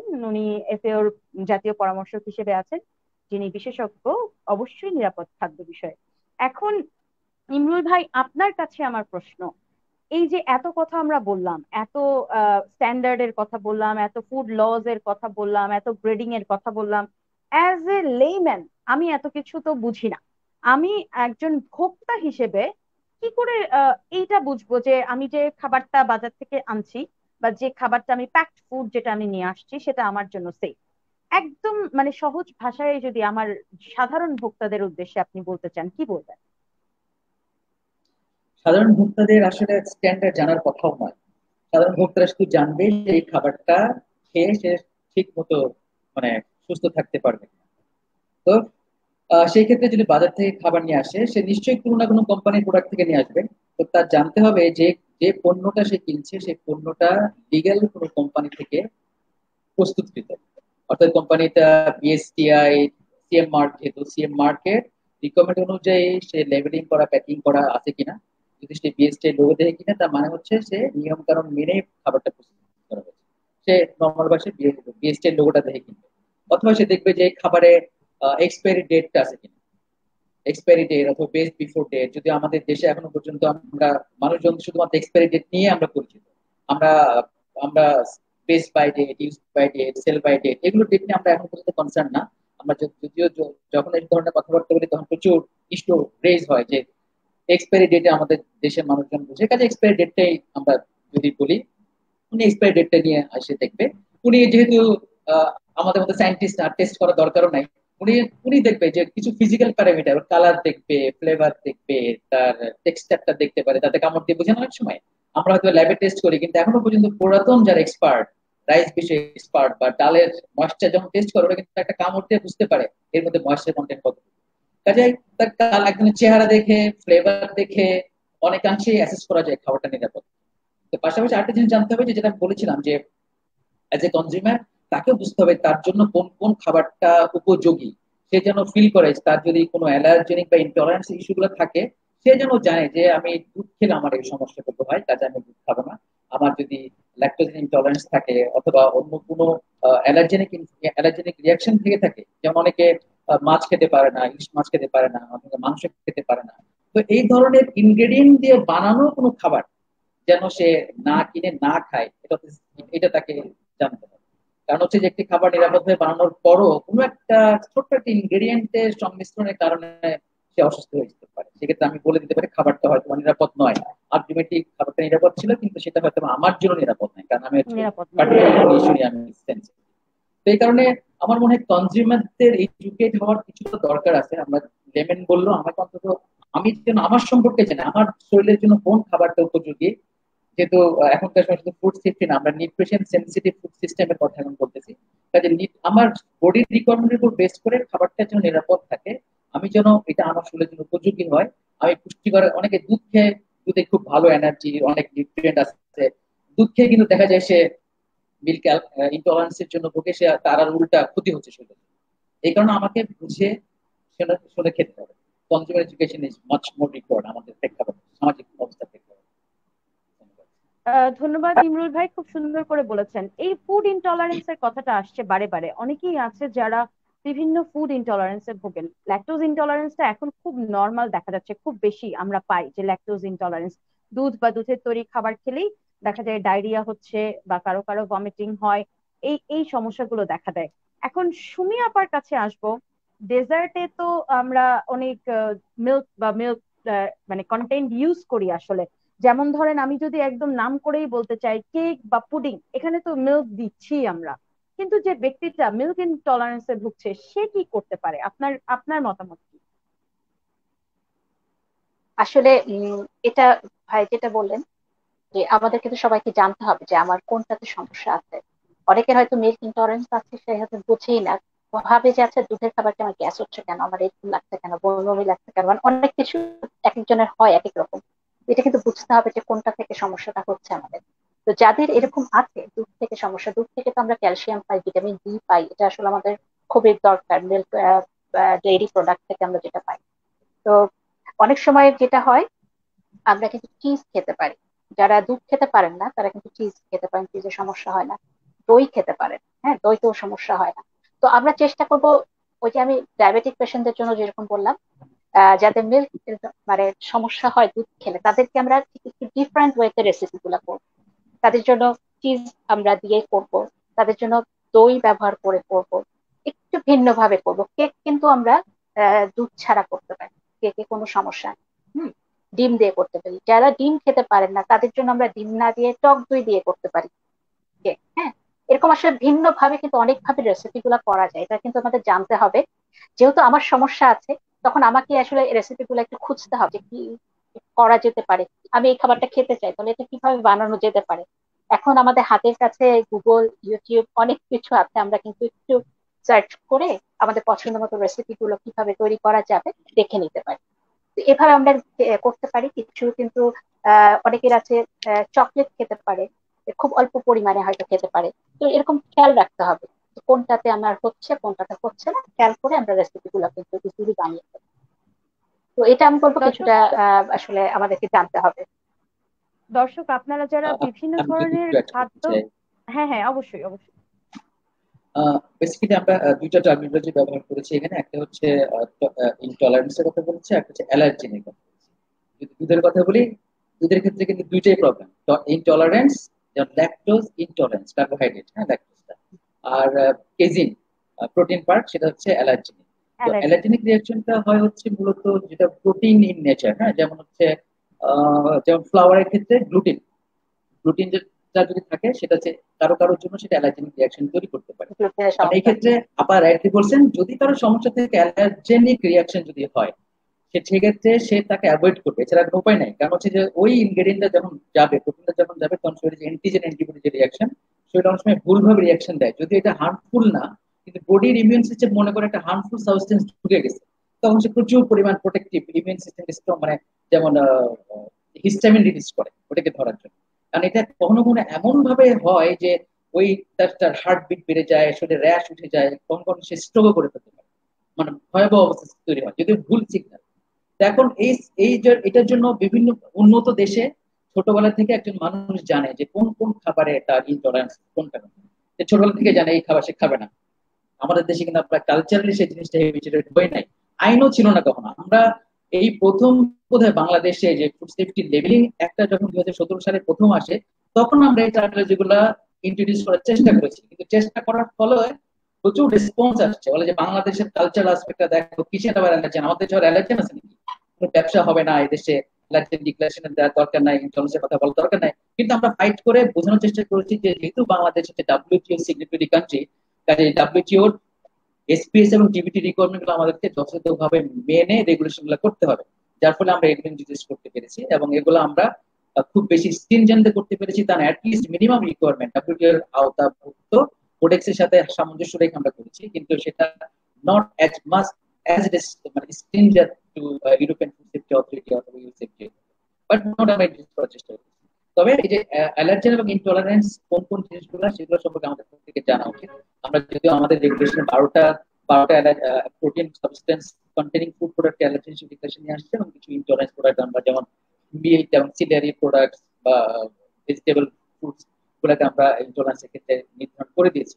এবং খাদ্য ব্যবসার সাথে যারা জড়িত, তাদের প্রত্যেকের দায়িত্ব হচ্ছে যে তাদের খাবারের মধ্যে ইনগ্রেডিয়েন্ট হিসেবে যদি এই যে 12টা প্রোডাক্ট, খাদ্য বা খাদ্যপণ্য থাকে অ্যালার্জেনিক ইনগ্রেডিয়েন্ট, তাকে অবশ্যই ডিক্লারেশনের আওতায় নিয়ে আসতে হবে। কিভাবে? ইনটলারেন্স ক্ষেত্রে। এটা যদি না মানা হয় সেক্ষেত্রে অবশ্যই নিরাপদ খাদ্য আইন অনুযায়ী এটা অপরাধ, সে ওটা ভায়োলেট দণ্ডনীয় হবে অপরাধ। আসলে। হুম। দর্শক আপনারা নিশ্চয়ই বুঝতে পেরেছেন, আপনারা অবশ্যই একটু, আমরাও বলি, আমরা যারা পুষ্টিবিদ হিসেবে কর্তব্যরত আছি, আমরা কিন্তু পেশেন্টদেরকে বলি যে আপনারা একটা লিস্ট তৈরি করবেন আপনাদের নিজস্ব খাদ্যের, কোনটায় আপনার অ্যালার্জি, কোনটায় আপনার ইনটলারেন্স। কারণ এটা খুব ইন্ডিভিজুয়াল একটা ব্যাপার। আমার অ্যালার্জি বা আমার ইনটলারেন্স কিন্তু আপনার আপনার অ্যালার্জি বা আপনার ইনটলারেন্সের সাথে মিলবে না। তো এই কাজটা যদি আপনি রাইট। করে রাখতে পারেন, যে আপনার একটা লিস্ট, আপনি যেই লিস্টের মধ্যে ইনক্লুড করে ফেলবেন যে কোনটায় ইনটলারেন্স কোনটায় অ্যালার্জি, আপনি কিন্তু যথেষ্ট নিরাপদ খাদ্য নিশ্চিত করতে পারবেন। তাহলে আপনি সুস্থ থাকবেন এবং সুস্বাদু খাবারও আপনি উপভোগ করতে পারবেন।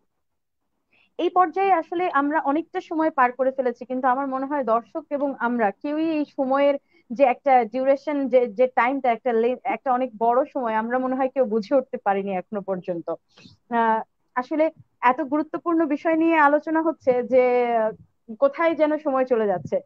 এর মধ্যে আমি একটু ইমরুল ভাইয়ের কাছে আসতে চাই যে এই আমাদের দেশে আমরা যারা খাদ্য প্রকৌশলী আছে এবং যারা পুষ্টিবিদ আছে, পাশাপাশি যারা খাদ্য শিল্পের সাথে জড়িত আছে, মানে হচ্ছে যারা শেফ হিসেবে কাজ করছে, যারা প্রকৌশলী, টেকনোলজিস্ট, এবং আমরা যারা নিউট্রিশনিস্ট, আমাদের এই যে একটা মাল্টি ডাইমেনশনাল যে একটা জায়গা, আমাদের জায়গাটা আমরা কিভাবে সবাই মিলিতভাবে একটা কনজিউমারকে একটা নিরাপদ এবং পুষ্টিকর সুস্বাদু খাবার উপহার দিতে পারি বলে আপনি মনে করেন? Thank you, it's very good question এবং কম্প্রিহেন্সিভ কোশ্চেন। এটা সকলের কন্ট্রিবিউশন, সকলের কোঅর্ডিনেশন, প্রত্যেকের রোল প্লে করার জায়গার কথা বলেছেন। তো যে কোনো জায়গায় হোক, আমি যদি একটি সুস্থ সবল জাতি গঠন করতে চাই, সেক্ষেত্রে আমরা যেমন, আমি নিউট্রিশন ফুড সায়েন্সে পড়াশোনা করলাম, আমি কিন্তু আমার এরিয়া নিয়ে গেছি হচ্ছে ফুড সেফটি সেক্টরে। আমি তো নিউট্রিশনের কথা বলতে কমফোর্ট ফিল করি না, কারণ it is not my field. আমি এই সেক্টর থেকে সরে আসছি। আমি ফুড প্রসেসিং টেকনোলজি সম্পর্কে আমি খুব ভালো জানি। তো আমি যখন একটি খাবার তৈরি করব, আমি প্রসেসিং এ খাবারটা নিরাপদতা অথবা যদি কোয়ালিটি প্যারামিটার যেটা আমি মিট করব, সেই প্যারামিটারটা আমি কিসের বেসিস সেট করবো, সেটার জন্য আমাকে অবশ্যই একজন দক্ষ পুষ্টিবিদের রিকমেন্ডেশন নিতে হবে যে একটি খাবার আমাদের দেশীয় কালচারাল জিওগ্রাফিক্যাল লোকেশন উপর বেস করে একজন মানুষের বয়স ভেদে, বয়সের তারতম্য বা ওজনের তারতম্য ভেদ করে কেমন তার ক্যালোরি রিকোয়ারমেন্ট থাকে, কোন কোন ইনগ্রিডিয়েন্ট কতটুকু থাকবে, তার উপর বেস করে উনি আমাকে বলে দিবেন যে এই খাবারটা এইভাবে তৈরি করতে হবে। তো আমি যখন একটা রেসিপি, আমি যখন একটা ফর্মুলা পেয়ে যাব, সেটিকে আমাকে, আমি তখন সেটি মিট করে আমি প্রোডাক্টটা প্রসেসিং করব। মানে আমি দেখবো যে ভিটামিন এ কোন ট্রিটমেন্টে, অর্থাৎ কোন প্রসেসিং ইউনিট অপারেশনের মাধ্যমে আমি খাবারটা প্রস্তুত করলে ভিটামিন এটা বেশি নষ্ট হবে না, ডিস্ট্রয় হবে না, আমি এটা মিট করতে পারবো। আমি সেই টেকনোলজিটা ব্যবহার করে খাবারটা প্রস্তুত করবো। তো আমাদের দেশে এখন পর্যন্ত আমরা বিভিন্ন ভাবে কাজ করতেছি, যদিও বলতেছি যে আমরা মিডল ইনকাম কান্ট্রি হয়ে যাচ্ছে, আমরা ডেভেলপ হচ্ছি, কিন্তু এই জিনিসটা একেবারে যে এগোয়নি তা না, এগিয়েছে, কিন্তু সেটা আরো একটু কম্প্রিহেন্সিভ হওয়া উচিত। আমাদের দেশে এখনো পর্যন্ত পুষ্টিবিদদের সাথে ফুড টেকনোলজিস্টদের মধ্যে একটা বিশাল মানে দূরত্ব গ্যাপ তৈরি হয়ে আছে। গেছে। আমরা যারা আমরা যারা ফুড সায়েন্স, আমরা যারা ফুড টেকনোলজি নিয়ে পড়াশোনা করে আসছি, আমরা মনে করি আমি নিউট্রিশনিস্ট পড়ে পড়ে আসছি, আমি নিউট্রিশনিস্ট, আমি নিজেকে নিউট্রিশনিস্ট দাবি করি, আবার ফুড টেকনোলজির কথাও দাবি করি। ঠিক আছে, আমি পুষ্টিবিদ মনে করি, আমি তো পুষ্টিবিদ, তাহলে প্রসেসিং এর আবার কি এমন জিনিস, বেকিং করলেই তো বেকিং টেকনোলজি হয়ে গেল, এটা আলাদা কিছু না।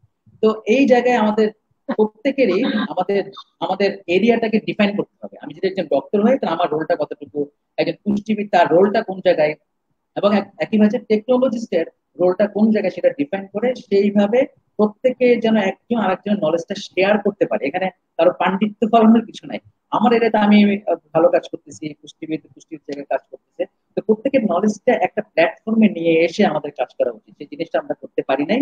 আমরা এই তো পূর্বে চেষ্টা করেছিলাম, যেহেতু ফুড সেফটি নিয়ে আমরা কাজ করতেছি, আমাদের ওখানে যখন বিভিন্ন স্ট্যান্ডার্ড সেট করা হয়, নিরাপত্তার মান সেট করা হয়, নিরাপত্তার মান এবং কোয়ালিটি মান দুইটা দুই জিনিস, সে মান সেটিং এর জন্য আমরা একটা টেকনিক্যাল কমিটি ফরমেশন করেছিলাম, যে জায়গায় স্পেসিফিক্যালি শুধুমাত্র পুষ্টিবিদদের নিয়ে একটি কমিটি গঠন করা। তো আমি চেষ্টা করেছিলাম, আমাদের মহাপো সেই কমিটির প্রেসিডেন্ট ছিলেন, মহাপোদের নিয়ে বাকি অনেকদের নিয়ে আমরা একটা কমিটি গঠন করেছিলাম, তাদের মতামত গুলা কম্পাইলেশন করার।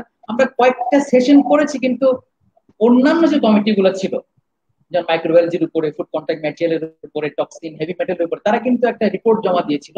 আনফর্চুনেটলি আমরা পুষ্টিবিদদের যে কমিটিটা ছিল, টেকনিক্যাল কমিটি, সেখান থেকে আমরা পুরো মানে ফলপ্রসূ কোনো রিপোর্টটা পাই নাই।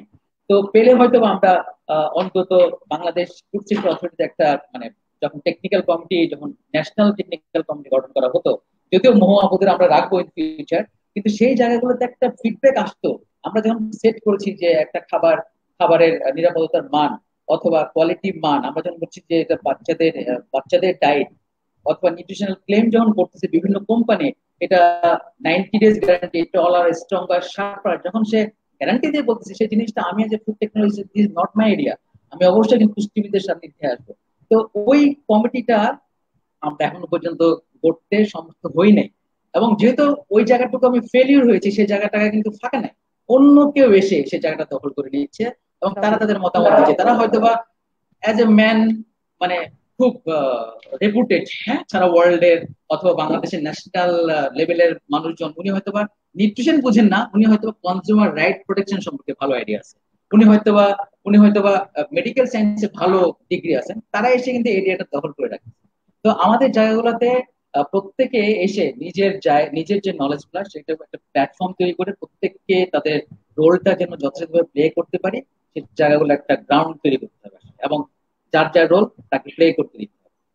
তো এটা হচ্ছে মানে মতামত আর কি। যদি আমরা সেটা করতে পারি, আমরা যে ফিউচারে যে স্বপ্ন দেখতেছি, যে শুধুমাত্র ফুড সিস্টেম বলতে আমরা যেটা এখন মেন করছি, ফুড সিস্টেম মানে হচ্ছে নিউট্রিশন সেন্সিটিভ ফুড সিস্টেম। আমরা 2030 সালে যে সাস্টেনেবল গোল সেট করছি 17টা, সেই 17টা গোলের সবগুলাই ওতপ্রোতভাবে জড়িত হচ্ছে এই যে এই food safety, food security, health, zero hunger. তো ওই জিরো হাঙ্গারকে মিট করতে গেলে আমাদের পুষ্টিবিদ, ফুড টেকনোলজিস্ট এবং হেলথ ওয়ার্কার সহ প্রত্যেকেরই কোঅপারেশন দরকার। কোলাবোরেটিভ এফোর্ট লাগবে, তখনই কেমন আমরা সম্ভব হবে একটি ভালো জাতীয় উপহার দিতে দেশের জন্য। ধন্যবাদ। ধন্যবাদ ইমরুল ভাই, খুব সুন্দর করে আপনি আজকে বলেছেন। আপু, আমরা অনুষ্ঠানের প্রায় শেষের দিকেই চলে এসেছি। এখন আপনার কাছে একটা খুব গুরুত্বপূর্ণ প্রশ্ন আমার। আপনি আমাকে একটু বলবেন যে আমরা এখন এই সময়টাতে সবাই খুব মানে নিজেদের রোগ প্রতিরোধ ক্ষমতা বাড়ানোর জন্য বিভিন্ন ধরনের ড্রিঙ্ক, কেউ হয়তো ক্লোভ ওয়াটার, গরম পানি, আদা লেবু পানি, এই ধরনের বিভিন্ন ধরনের ড্রিঙ্ক বিভিন্ন জন প্র্যাকটিস করে যাচ্ছে। প্রতিদিন আমি পেশেন্ট পাচ্ছি তারা এগুলা লিটারে লিটারে খাচ্ছে। আমি সেই বিষয়ে যাব না, আমি যাব আপনার কাছে। আপনি একজন রন্ধন শিল্পী হিসেবে, একজন একটা কিচেনের ওনার হিসেবে, আপনি যদি আমাদেরকে একটা হেলথ ড্রিঙ্ক, যেটা আসলে একটা নিউট্রিটিভ হেলথ ড্রিঙ্ক, আমি বলবো যে পুষ্টিকর স্বাস্থ্যকর পানীয় এবং নিরাপদ, এরকম একটা হেলথ ড্রিঙ্কের যদি আমাদের দর্শকদের জন্য ছোট্ট করে একটু আপনার পরামর্শ দিতেন, কি ধরনের ড্রিঙ্কের কথা বলবেন?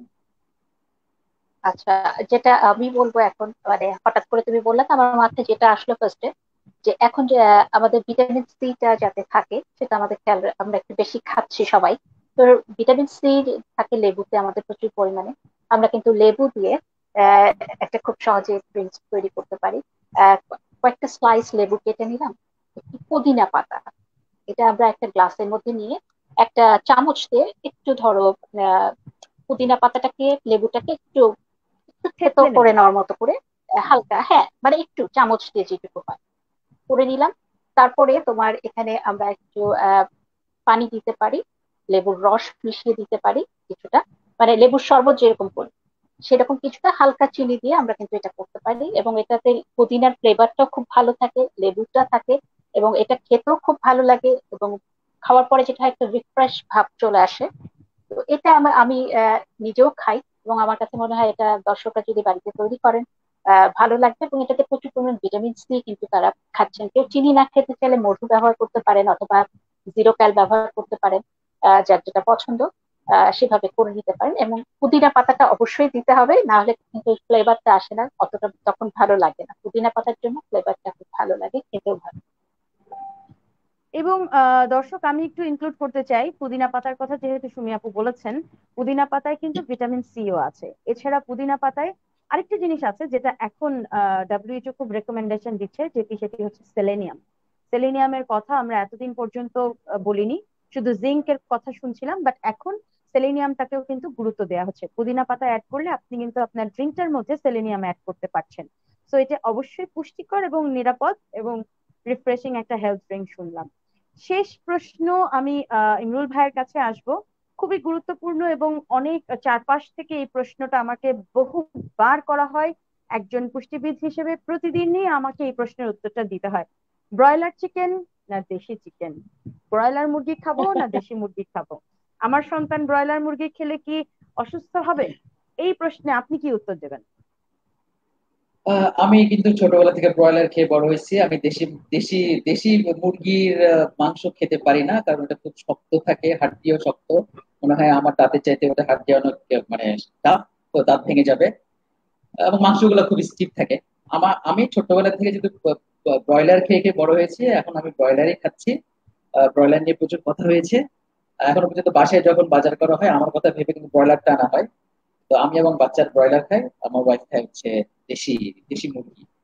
যাই হোক, যে কনসেপ্ট আসছে আসলে ব্রয়লারের মধ্যে নিউজ, একটা একটা নিউজ থেকে মূলত এই প্রসঙ্গটা আসছে, যে একটা নিউজ নিউজ কভার করেছিল যে ব্রয়লার মুরগিতে প্রচুর পরিমাণে হেভি মেটাল থাকে। হেভি মেটালের সোর্স হিসেবে তারা দেখিয়েছে যে ট্যানারি বজ্র দিয়ে ফিড বানানো হয়। সেই ফিড খাওয়ানোর ফলে তার বিভিন্ন অর্গানের মধ্যে হেভি মেটাল কন্টেন্ট অনেক বেশি থাকে।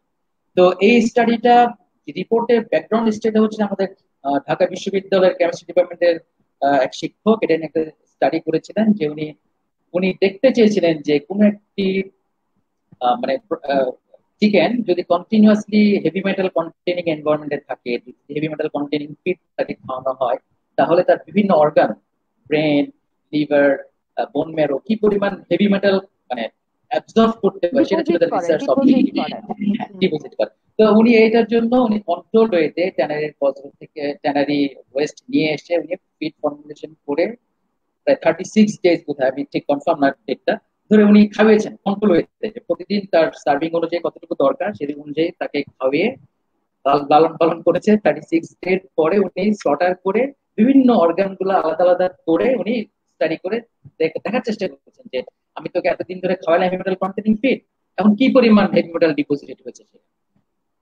তো উনি দেখেছেন যে হ্যাঁ, ব্রেনে অনেক হেভি মেটাল অ্যাবজর্ব হয়েছে, বিশেষ করে লেড, মার্কারি, তারপর হচ্ছে লিভার করেছে, বোন ম্যারো করেছে। তো এগুলো উনি যখন ব্যাপারটা ফাইন্ডিংসটা ডিসক্লোজ করেন সাংবাদিকদের নিয়ে এসে, সাংবাদিকরা কিন্তু উনি এই কন্ট্রোল ব্যাকগ্রাউন্ডে যে মেথোডোলজি উনি ফলো করেছিলেন সেগুলোর দিকে ফোকাস না করে রিপোর্টটা করা হয়েছিল যে পোলট্রি বা ব্রয়লার মুরগি, হ্যাঁ ব্রয়লার মুরগির মাংসে হেভি মেটাল অনেক বেশি থাকে, এটা স্বাস্থ্যের জন্য ঝুঁকি। এবং উনি এই স্বাস্থ্যের জন্য ঝুঁকি কথাটা উনি ওনার মুখ থেকে শুনেছেন এভাবে যে যদি কোনো যদি যদি কেউ এই হেভি মেটাল কন্টেইনিং ফিড খেয়ে যে ব্রয়লার বড় করা হয় এই খাবারটা যদি খায় কেউ, মানে এই মুরগি যদি খায়, তখন স্বাস্থ্য ঝুঁকি কি হইতে পারে কিনা। তুমি বলছে হ্যাঁ, যদি কেউ এরকম খাবার খায় সেক্ষেত্রে তার এই ধরনের সমস্যা হতে পারে। তো মিডিয়া কিন্তু ওই নেগেটিভ নিউজটাকেই ফোকাস করে করা মানে ছাপিয়েছে, যার ফলে আমাদের সাধারণ কনজিউমার তারা ব্যাকগ্রাউন্ড হিস্ট্রি না জেনে আমরা বুঝেছি যে ব্রয়লার মুরগি ইজ নট সেফ। আসলে ব্যাপারটা তা নয়। আমরা নিরাপদ খাদ্য কর্তৃপক্ষের অধীনেও আমরা একটা সার্ভে করে দেখেছিলাম যে আমাদের দেশে এই যে ট্যানারির বজ্র ব্যবহার করা ফিড কতগুলো তৈরি হয়। তো আমরা দেখেছি যে রেজিস্টার্ড কোনো কোম্পানি কেউ ট্যানারির বজ্র ব্যবহার করে না। বাইরে থেকে যে বোন অ্যান্ড বোন ম্যারো যে জিনিসগুলো নিয়ে আসে, বোন অ্যান্ড বোন মিল, সেগুলোর ক্ষেত্রেও আমাদের কোয়ারেন্টাইন অ্যাক্ট অনুযায়ী, এনিম্যাল কোয়ারেন্টাইন অ্যাক্ট এবং প্ল্যান্ট কোয়ারেন্টাইন অ্যাক্টের আওতায় কিন্তু স্ক্রিনিং করার ব্যবস্থা আছে। ইভেন যদি হালাল না হয়, যদি এটা নন হালাল ইনগ্রেডিয়েন্ট থাকে, অর্থাৎ যদি পোর্কের মিট বা পোর্কের বোন মেরো নিয়ে আসে, সেক্ষেত্রে কিন্তু চেক করার ব্যবস্থা আছে। আমাদের পিসিআইএস এর টেস্ট করা হয়, আমাদের পিসিআর ল্যাব কন্টেনিং অনেকগুলো ল্যাব আছে, সেসব জায়গায় টেস্ট করে কিন্তু সেগুলো রিলিজ দেওয়া হচ্ছে। এবং আমরা দেখেছি যে রেজিস্টার্ড কোনো কোম্পানির মধ্যে এগুলো নাই। তবে কিছু কিছু কোম্পানি যেগুলো হয়তোবা নন রেজিস্টার্ড শর্ট টাইম ব্যবসা করতেছে, বিজনেস মাইন্ডেড না, এরকম দুই একটা বিচ্ছিন্ন ঘটনা যে ঘটনা তা কিন্তু নয়, এরকম ঘটনা ঘটেছে, বাট ওইগুলো একটা কোম্পানিও রেজিস্টার্ড কোম্পানি না, তারা এই কাজটা করে। তো এখন এই যে আমরা গণহারে বলে দিচ্ছি যে ফিড মিল গুলাকে ট্যানারির বজ্র দিয়ে বানানো হচ্ছে ফিড, এটা আসলে সিগনিফিকেন্টলি স্ট্যাটিস্টিক্যালি এটা ভায়াবল না। এই রিসার্চ রিপোর্টটা আমরা যেটা দেখেছি এটা মোটেই লজিক্যাল না আমাদের। কারণ ফিড মিলে যদি ট্যানারি বজ্র ব্যবহার করা হয় সেক্ষেত্রে যে পরিমাণ ডিমান্ড লাগবে, যে পরিমাণ মানে যোগান দেওয়ার কথা, সেই পরিমাণ ট্যানারি বজ্র প্রোডাকশন হয় না আমাদের দেশে। তো এই নিউজটা মূলত হচ্ছে আমাদের একটা জেনারেল টেন্ডেন্সি যে আমরা যখন মানে মিডিয়াতে যখন কোনো নিউজ দেই, আমরা যদি খুব ভালো কথা বলি লোকজন সেটাকে গ্রহণ করে না, যদি নেগেটিভ কথাবার্তা বলি তখন কিন্তু খুব বেশি করে গ্রহণ করে। যেমনটা ঘটেছিল হচ্ছে ফরমালিনের কথা। এখন যদি আমরা বলি যে ফরমালিন ফ্রুটস এন্ড ভেজিটেবল, তখন বলি যে এটা নিশ্চয়ই হচ্ছে ইন্ডাস্ট্রির লোক ওদের পক্ষে কথা বলতেছে। আমরা বিশ্বাস করি যে হ্যাঁ, ভেজিটেবল ফ্রুটসে বোধ হয় ফরমালিন দেওয়া হয়, আসলে সেটা কাজই করে না, এটা আমরা কিন্তু বলি না। আমরা বিশ্বাস করি যে যে ফেক নকল ডিম বানানো হচ্ছে, আমরা ভেজিটেবল নকল ফুলকপি বানানো হচ্ছে, প্লাস্টিকের রাইস, এইগুলো নিউজ কিন্তু লোকজন খুব সহজে গ্রহণ করে, যার কোনো সাইন্টিফিক গ্রাউন্ড নাই, যার কোনো লজিক নাই। আমরা এটাও জানি না যে একটা প্লাস্টিক রেজিন বানাতে যে রেজিনের যে কস্টিং এবং ডিমের যে কস্টিং, মানে টেকনোলজি ব্যবহার করে যখন বানানো হবে তার কস্ট ডিফারেন্সটা কেমন হবে, এটাকে আদৌ ভাইবেল হবে কিনা। তো এই জিনিসগুলো যদি এটার জন্য ফুড টেকনোলজি পড়ার কোনো দরকার নাই বা পুষ্টিবিদ হওয়ারও দরকার নাই, বেসিক সেন্স যদি কেউ অ্যাপ্লাই করে তখন আসলে বুঝতে পারবে যে আমরা ইললজিক্যালি অনেক কিছুই বিশ্বাস করতেছি। এবং সেটা এই অনেক দিন মিথ্যা বলতে বলতে এটা একটা থিওরিও আছে, যদি কন্টিনিউয়াসলি 7 টাইমস মিথ্যা বলা হয় তাহলে সেটাকে নাকি ওই মিথ্যাটাই আলটিমেটলি সত্যি হিসেবে গণ্য করা হয়। তো এই জিনিসটা আমরা আমাদের ফুড সেক্টরে এই জিনিসটা অলরেডি গেঁথে গেছে। আমরা মনে করি বাংলাদেশের খাবার মানে হচ্ছে নিরাপদ নয়, আসলে ব্যাপারটা নয়। হ্যাঁ দর্শক, অত্যন্ত গুরুত্বপূর্ণ আলোচনা ছিল, কারণ আমি প্রতিদিন এই সমস্যাটা সম্মুখীন হচ্ছি। আমাকে যখন পেশেন্টের প্রোটিনের চাহিদা, ভিটামিন মিনারেলসের চাহিদা পূরণ করতে হয়, যখনই আমি দুধ, ডিম, মাছ, মাংসের কথা বলি, সবজি, ফলমূলের কথা বলি, সবার আগেই চলে আসে হচ্ছে অ্যান্টিবায়োটিকের ব্যাপার, চলে আসে হচ্ছে গিয়ে ফরমালিনের ব্যাপার। সবই তারা বলতে চায় যে সবকিছুতেই কেমিক্যাল, সবকিছুতেই ভেজাল। দর্শক, আমরা কিছুটা হলেও নিশ্চয়ই এই ভুল ধারণা বা ভ্রান্ত ধারণা থেকে বেরিয়ে আসতে পেরেছি। আমরা আজকের আলোচনার একেবারেই শেষ পর্যায়ে চলে এসেছি। এখন আমরা যেটি করব সেটি হচ্ছে ছোট্ট একটা রাউন্ড আমরা দুজনের সাথেই করব। আমরা কিছু প্রশ্ন করব, র্যাপিড ফায়ার রাউন্ড বলি আমি এটাকে আমার প্রোগ্রামের। কিছু ছোট ছোট প্রশ্ন সুমি আপাকেও করা হবে, ইমরুল ভাইকেও করা হবে, চট জলদি উত্তর দিতে হবে, কোনোভাবেই এটা মানে দেরি করা যাবে না। আমি শুরু করতে চাই সুমি আপাকে দিয়ে। আহ আপা, আচ্ছা। আপনার জন্য যে প্রশ্নটি সবার আগে থাকবে সেটি হচ্ছে আপনার, যেহেতু আমার প্রোগ্রামটা খাদ্য এবং পুষ্টি নিয়ে, সবার আগে আমি খাবার নিয়েই কথা বলবো। আপনার পছন্দের দুটো খাবারের নাম বলবেন দর্শকদেরকে। আমার সবচেয়ে প্রিয় খাবার যদি বলো, আমি বলবো ভাত আলু ভর্তা। আমার যখন কিচ্ছু খেতে ভালো লাগে না, এটা হলে আমার মানে খাওয়া হয়ে যায়। আচ্ছা, ভাত এবং আলু ভর্তা। আমার দিক থেকে যদি আমি বলি তাহলে দুটোই শুধু কার্বোহাইড্রেট, তবে দর্শক আপনি কার্বোহাইড্রেট, হ্যাঁ। অবশ্যই, হ্যাঁ, গুড কার্বোহাইড্রেট আপনি খেতে পারেন, কিন্তু সেটা অবশ্যই আপনাকে একটু পরিমাণ নিশ্চিত করে খেতে হবে। এরপরে প্রশ্ন, সুমি আপা, আপনার হবি, আপনি কি করতে ভালোবাসেন, ফ্রি টাইমে কি করেন? আহ, যদি ফ্রি টাইম পাই তাহলে মুভি। আচ্ছা, আপনার সবচেয়ে প্রিয় মানুষ যাকে আপনি সবচেয়ে বেশি পছন্দ করেন? আমার সবচেয়ে প্রিয় মানুষ এখন আমার সাথে নেই, আমার বাবা। আচ্ছা, আপা, আপনার একটা হেলদি হ্যাবিট বা আপনার স্বাস্থ্যকর একটা অভ্যাস বলবেন দর্শকদের জন্য। আহ আমি খুব সকালে উঠি। আর আরেকটা বলে দিই সাথে, আর আমি সন্ধ্যার মধ্যে খাবার খেয়ে ফেলি, ডিনারটা করে ফেলি। দুটোই খুবই আমার কাছে মনে হয় খুবই healthy। খুবই ভালো অভ্যাস, যে দুটো আমরা সবসময় প্র্যাকটিস করতে বলি। খুব ভালো দুটো অভ্যাস তো আপনি বলে ফেলেছেন। এখন আমাদের দর্শকদের জন্য আপনার একটা বদ অভ্যাস বলবেন। একটা বদ অভ্যাস, ওই যে বললাম ভাত আলু ভর্তা, যেটা ভাতটা খাওয়া আসলে একদম উচিত না, কিন্তু আমি এটা বাদই দিতে পারছি না। পরিমাণে যখন কোন বললাম না, কোনো কিছু ভালো লাগে না, মাথা ব্যথা, মাইগ্রেন, মানে শরীর খারাপ, দেখা যাচ্ছে ভাত আলু ভর্তা খেয়ে ফেলছি, আর কিছুই খেতে পারছি না। তো এটা আমার কাছে মনে হয় মোটেও ভালো কিছু না। ভাতটা যদি আমরা পরিমাণে কম খাই, এবং আমাদের যে সুষম খাবারটা আমরা যদি খেয়াল করে খাই, যে প্রোটিনটা আছে কিনা, কার্বোহাইড্রেট সবকিছু ঠিকঠাক করে আমাদের মেনুটা যদি খাবারের ঠিক করি, এটা আসলে খুব ভালো। যেটা অনেক সময় আমি ফুড ইন্ডাস্ট্রিতে কাজ করেও নিজের বেলায় হয়তো করছি না, এই জন্য বললাম এটা আমার সবচেয়ে খারাপ অভ্যাস। সর্বশেষ প্রশ্ন এবং খুব গুরুত্বপূর্ণ, আপনার সৌন্দর্যের রহস্য কি?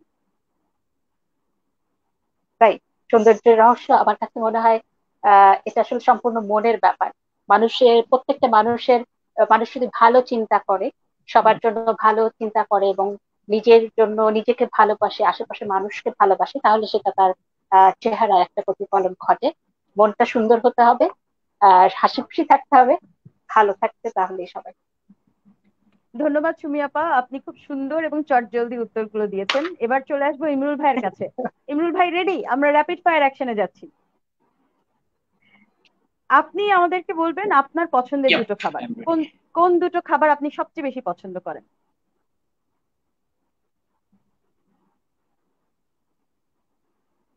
ইমরুল ভাই কি শুনতে পাচ্ছেন? আমি হ্যাঁ, আমি শুনতে পাচ্ছি। আমি পছন্দ করি হচ্ছে রুটি, সাথে গরুর মাংস। এই দুইটা হচ্ছে, এই দুইটা আইটেম হচ্ছে আমার খুব প্রিয়।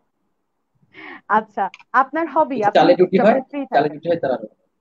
জি, আচ্ছা, আপনি যখন ফ্রি থাকেন বুঝি আপনি না কি আরেকবার। করেন, আপনার হবি, আপনার হবি? আমার হবি হচ্ছে টেলিভিশনের চ্যানেল চেঞ্জ করা। পার্টিকুলার কোনো একটা চ্যানেল না দেখে কন্টিনিউয়াস চেঞ্জ করা, একটু পর একটু পর একটু পর। আমি বোধহয় একসাথে বসে অনেকগুলো সিনেমা দেখি, অনেকগুলো নাটক দেখি, অনেকগুলো গান শুনি। এই জন্য বাকি তার বাসার সবাই আমার উপর খুব বিরক্ত হচ্ছে। তার মানে আপনি খুবই অস্থির চিত্তের মানুষ, এটা বোঝা যাচ্ছে। হ্যাঁ, আপনার প্রিয় মানুষ, আপনার সবচেয়ে পছন্দের মানুষটিকে? আমার বাবা হচ্ছে আমার খুব প্রিয় একজন মানুষ। আচ্ছা, আপনার একইভাবে একটা স্বাস্থ্যকর অভ্যাস বলবেন। স্বাস্থ্যকর অভ্যাস, আমি ঘুমানোর আগে অন্তত এক এক ঢোক হলো পানি খাই, এবং ঘুম থেকে উঠেও আমি এক ঢোক হলো পানি খাই। এই উঠা মানে ঘুমাতে যাওয়ার আগে এবং উঠার পর আমি একটু পানি খাই। খুব বেশি খাই না, বাট অল্প হলেও খাই। দ্যাট মিনস আপনি হাইড্রেটেড থাকাটা খুব মেনটেন করেন। খুব বেশি না, আপনার এটা আমার প্রবলেম দেখে। প্রবলেম তো এটাতে তো আমাকে রিকমেন্ডেশন দিয়েছিল অনেকে, তো এটা আমি দেখেছি যে ব্রাশ করার পর আমি একটু পানি খেলে কমফোর্ট ফিল করি। খুব বেশি খাই না, অল্পই খাই। অল্প। আমার চেহারা দেখলে বোঝে আমি ডিহাইড্রেটেড না। ডিহাইড্রেটেড চেহারা কিন্তু না এটা। আচ্ছা, এখন তাহলে স্বাস্থ্যকর অভ্যাস তো বলে ফেলেছেন, অস্বাস্থ্যকর অভ্যাস কি আছে? আমি প্রচন্ড রকমের ইনডিসিপ্লিন। দেখা যায় যে আমি হয়তো রাতের দিনের পর দিন রাত যে জাগতেছি তো রাত জাগতেছি, ঘুম হয়তো এক এক ঘন্টা থেকে 2 ঘন্টা এরকম হচ্ছে, এবং কোনোভাবেই ফিজিক্যাল এক্সারসাইজও করছি না। মানে ইনডিসিপ্লিন লাইফ এবং উইদাউট ফিজিক্যাল এক্সারসাইজ, এটা খুব ক্রিটিক্যাল সিচুয়েশনে পড়ে যাচ্ছে। আপনি আমার দর্শকদেরকে বলবেন যে আপনি এত ইনডিসিপ্লিন লাইফ লিড করেন, আপনি এত অস্থিরতায় ভোগেন, সবকিছুর পরেও আপনি আপনার বয়স ধরে কনস্ট্যান্টলি কিভাবে আছেন, কিভাবে বয়স ধরে রেখেছেন? এটা বোধহয় ইনভেস্টমেন্ট হয় না, যে আমরা যেমন ব্যাংকে কম্পোনেন্ট ইন্টারেস্টের কথা নিশ্চয়ই গল্প শুনেছি আমরা। তো ছোটবেলায় আমি আমার বাবাকে যেহেতু পছন্দ করে কথা বলেছি, আমার বাবা ছিল আর্মিতে, তো বাবার স্ট্রিক্ট ডিসিপ্লিনে চলতে হয়েছে। তো ক্লাস 7 পর্যন্ত স্ট্রিক্ট ডিসিপ্লিন বাসাতে। আমরা বোধহয় 10টার আগে ঘুমাইতে হইতো আমাদের, এবং প্রত্যেকটা টাইম ওয়াইজ অনুযায়ী খাবার খেতে হতো। এবং বাবার শাসনের পর আমি ক্যাট কলেজে পড়াশোনা করেছি, ক্যাট কলেজ আবার আর একটা ডিসিপ্লিনের আওতায়। তা আমার মনে হয় ওই যে ক্লাস 12 পর্যন্ত যে ইনভেস্টমেন্টটা ছিল সেটাই এখন পর্যন্ত আমাকে টিকিয়ে রেখেছে, আদারওয়াইজ আমি হয়তো যে কোনো সময় কলাপস করতে পারি। তার মানে আপনার বেসটা খুব স্ট্রং ছিল। আপনি আমার দর্শকদের উদ্দেশ্যে বলছি, আপনি ফৌজদারহাট ক্যাডেট কলেজ থেকে পড়াশোনা করেছেন।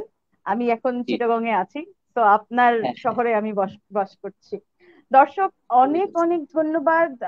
সাথীর পুষ্টি স্কুলে তৃতীয় পর্বে পুষ্টিকর নিরাপদ খাদ্য, স্বাদ ও স্বাস্থ্য বিষয়ক আলোচনায় এতক্ষণ আমাদের সাথে থাকার জন্য। আমি আমার দুজন দর্শক, আমার দুজন অতিথি, গুরুত্বপূর্ণ অতিথি, একজন আফরোজা নাজনীন সুমি আপা, কালিনারি আর্টিস্ট, এবং ইমরুল হাসান, যিনি বিশেষজ্ঞ হচ্ছেন মানে নিরাপদ খাদ্য বিশেষজ্ঞ এবং জাতীয় পরামর্শক এফএও। আপনারা দুজন আপনাদের এত মূল্যবান সময় আমাকে দিয়েছেন, অনেক অনেক ধন্যবাদ এবং সাধুবাদ আমার এই পুষ্টি স্কুলে অংশগ্রহণ করার জন্য। আপনাকে তাকে ধন্যবাদ তোমাকে আমাদেরকে অনেক এত ধন্যবাদ। দেওয়ার জন্য। আশা করি পরবর্তীতে আবার দেখা হবে। অবশ্যই দেখা দর্শকদেরকে হবে ধন্যবাদ। আর দর্শক। হ্যাঁ ভাইকে আপু, আমি ধন্যবাদ দিতে চাই, আপনার ইটস এ সাথে প্লেজিং পরিচিত হয়ে আপু ভালো লাগলো। আপনার সাথে। জি আপু, আর আমার যারা জন্য এতক্ষণ প্লেজিং আমাদের সাথে আপনার ছিল সাথে। সবাইকে আমি ধন্যবাদ জানাতে দর্শক চাই। এবং অতিথি সবাইকে ধন্যবাদ জানিয়ে শেষ করার আগে একটা বিষয় জানাতে চাই। আবারও শনিবার দিন ঠিক 10টায় কিন্তু একইভাবে উপস্থিত হব আমার পুষ্টি স্কুলের, অর্থাৎ সাথীর পুষ্টি স্কুলের চতুর্থ পর্ব নিয়ে। চতুর্থ পর্বে আমাদের সাথে আরো দুজন বিশিষ্ট অতিথি থাকবেন। একজন থাকবেন কলকাতার বিশিষ্ট পুষ্টিবিদ সুদেষ্ণা মৈত্রী নাগ, এবং আরেকজন কালিনারি প্র্যাকটিশনার সুরজিৎ রো। অবশ্যই তাদের যে আলোচনা সেটিও গুরুত্বপূর্ণ হবে। দর্শক, আপনারা আমাদের সাথে থেকে উপভোগ করবেন। আর আজকে এখানেই সাথীর পুষ্টি স্কুল থেকে আমি সাথী বিদায় নিচ্ছি। আবার দেখা হবে।